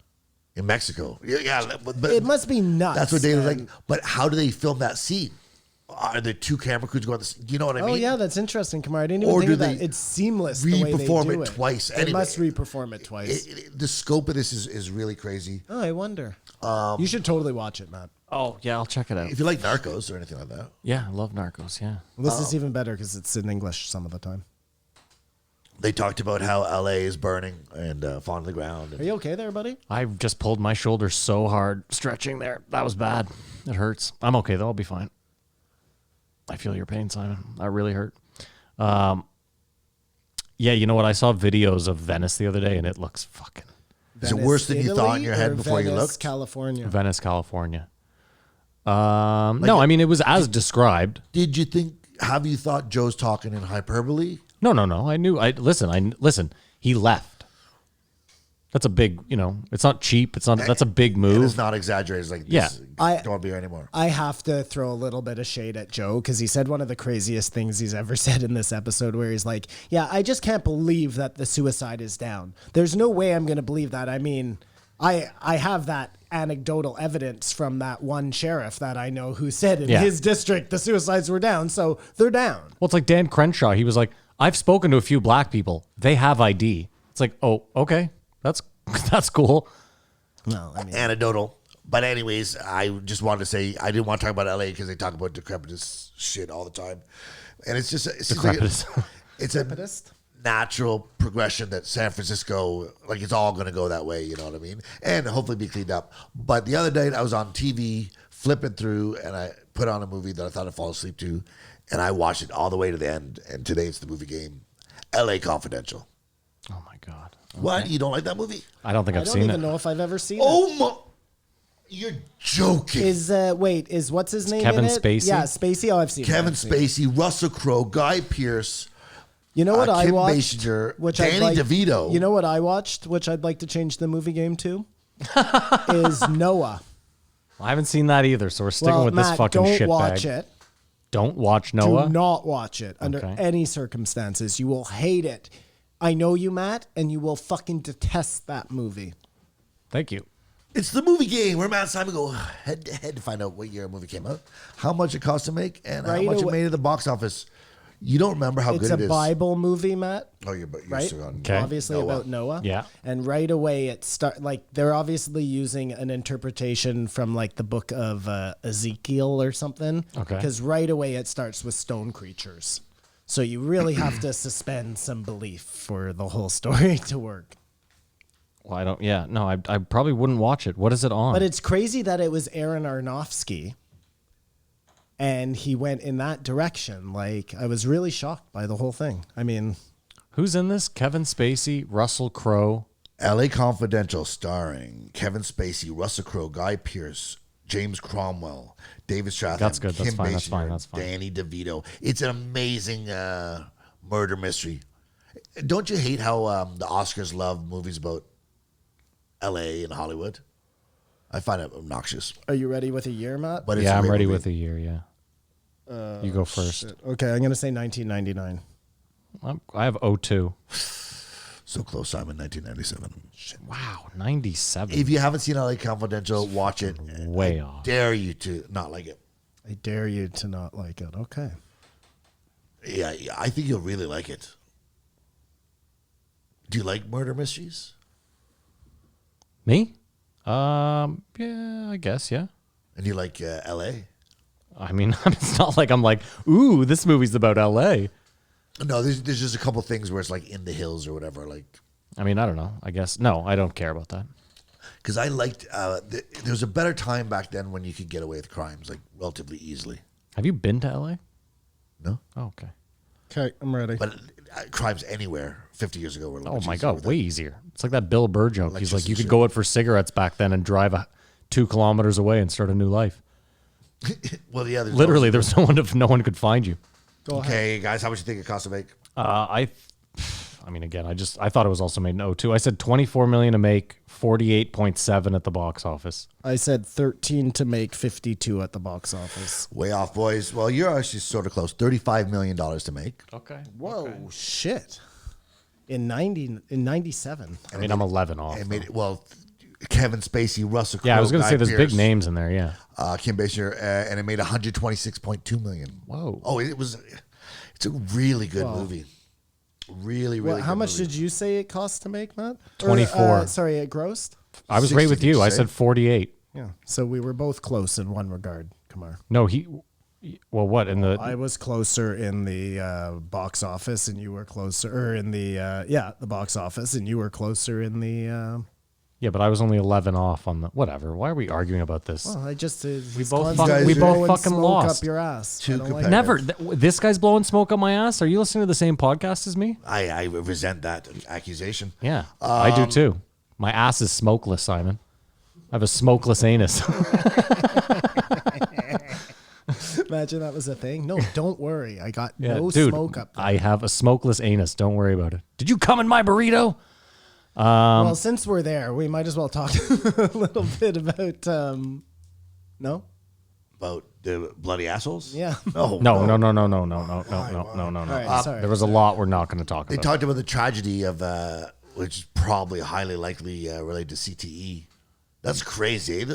The football player, and his dad was like, he's a good guy. Like I don't know what you're talking a about. football player snapped and like killed a doctor and his family and then himself. Jesus. And then another guy did it, and it's happened so fast. Like, can we sustain hitting ourselves in the head? Well, it's crazy to me that soccer players aren't doing it more. They are doing it more. I'm sure there are lots of brain damage. Yeah, but I just mean they're not like snapping and killing people. Like I'm not saying brain damage. I agree they must. You They, just don't hear about it. You don't hear about shit that All right, happens in maybe- Italy or France or anything. okay, fair enough. And there's no way they don't have problems. C'est le CTE. Qu'est-ce qu'on fait ici?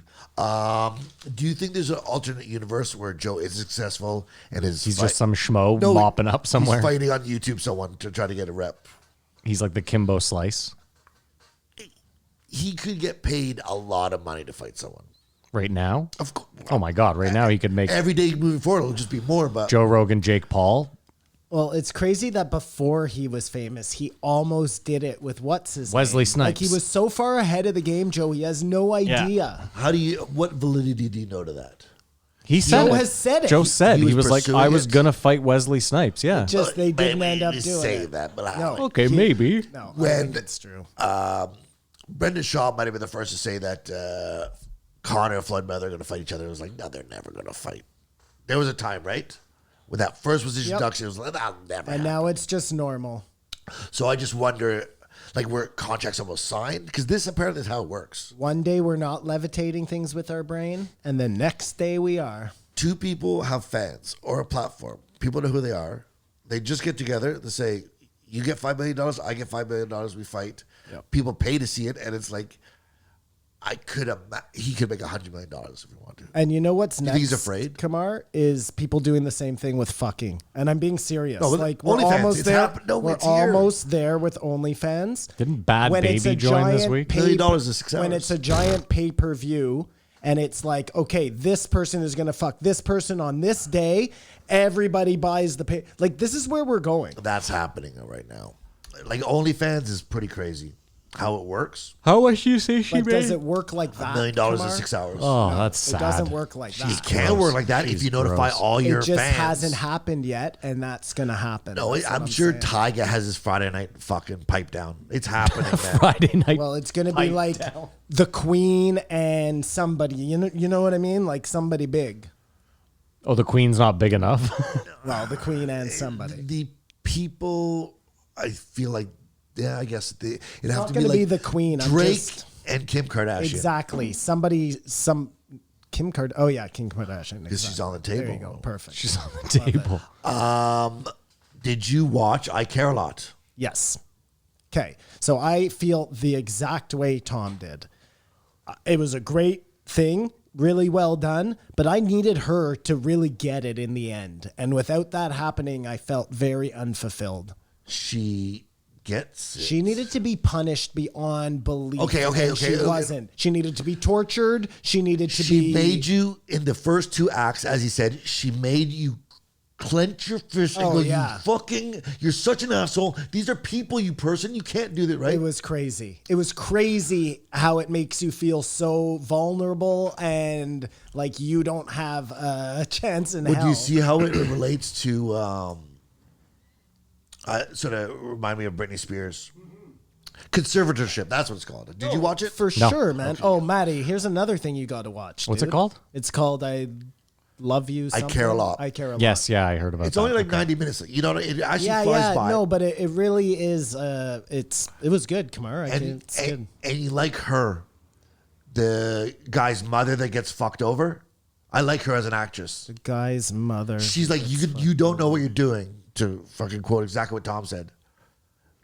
You're messing with the wrong people. You don't want to put me there. Like, she was awesome. Yeah, and she's like, yeah, I'm sure. Oh no, the whole thing was great. It was great. But except for the end. at any point, when she escapes, are you sort of pulling for it all, or you still want her to get it? Well, you get lost a tiny bit. Exactly. Tiny bit, but as soon as you're like, oh, wait, hold on, no. Yeah.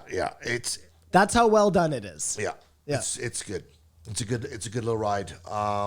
So this beach bum, since we're talking about movies. Is that about Wait for the revenge? post show. Wait for the post show. We'll get there. We'll get there. We're almost done here. Yeah, we're there. Then there was the fight talk, which y'all said they hate it. Go into fighting, but I mean they both like fighting. Sometimes I feel like a guest is on there trying to throw his fight talk into for Joe with them talking. Flexing. I think it's genuine. Nate did it. It's just it happens. Do you guys think that? But hold on. I mean, I'll throw everyone a bone. I like fighting. If I ever happened to be on there and it came up, I'm sure we'd get into it. Like, I have opinions too. You know, I don't know. Well, I think people bring it up on the show because Fair they enough, think fair that enough. Joe wants to talk about it. But I It's don't like think common. I don't think Tom did. I think it just is. Sure. It was just organic. How come they never spoke about why Bert and Joe hate each other? And I think that Chris DiStefano is going to be on for sure now. Oh, sweet. That'd be great. No, it's gonna be Chappelle this week. No, Don't do that. You're getting him. Because he opens for that's what I was gonna what's say. his name? Tom. They talked about him. Bert Kreischer's doing a movie somewhere. Like he's got to fly somewhere, do all the protocol for like 3 What or 4 is months. he in, like a Marvel movie or something? He's fat man. Joey let it slip, and Bert was like, "No, we can't talk about it." But he had mentioned how he was talking to Joe, like, "I'm going to be in Austin for 10 days." Like, they're all talking. I keep seeing Brian Callen in things, like just things I forgot he was in. He was a bad guy in Ride Along. Did you remember that? Oh, his Hollywood career. Yeah, it's always the hangover for me. Yeah. His The greatest Armenian. acting Buddy. But yeah, Bert Kreischer's killing it. There's no. I think everyone's busy.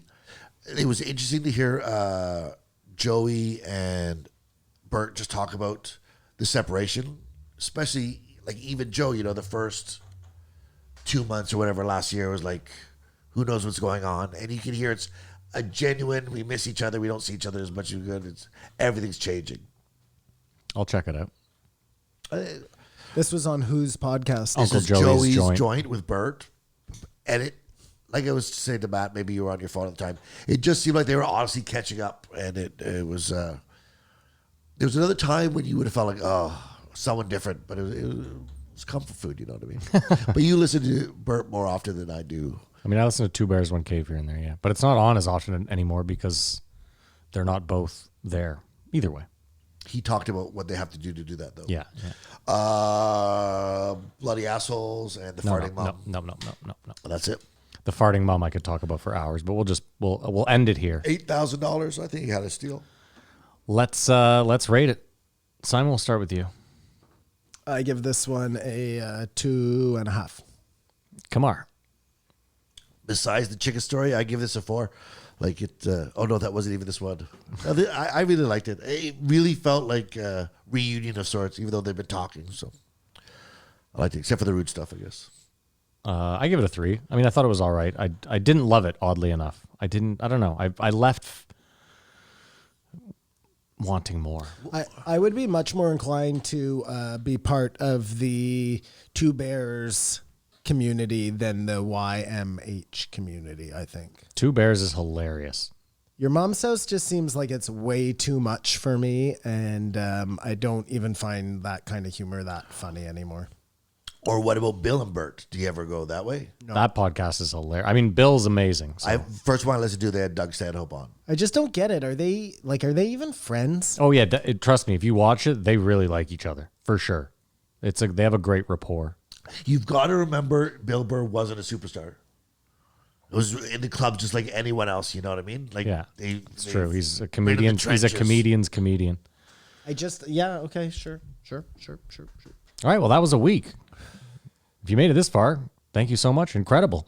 We have an Instagram and a Twitter. They're both at JREE Podcast. If you want to follow us on there, you can also find Kamar on Instagram. At Kamar Babar.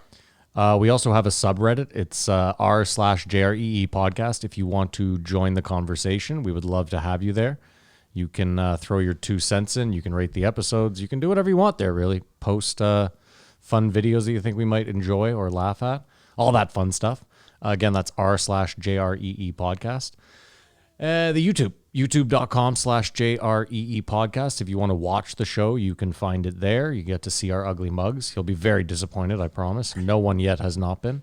Hit those notifications. Hit that subscribe button. Definitely hit the subscribe button. We're moving up. We had a bunch of subscribers this week, so thanks to you guys. Appreciate it if you hit that subscribe button. If you haven't yet, head over there, hit subscribe. I guess Kamar wants you to hit notifications and the like button. I don't care yet. Every single person I know. makes a living out of this. I know, so- but I'm trying to get against the grain, Kamar. It's worked so far for me. I've made it so He's far. like Joe.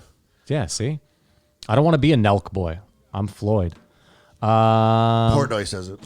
They all do it. Portnoy says it. He's a genius, by the way. We're going to talk about him again. Okay, we'll hit him in the post show.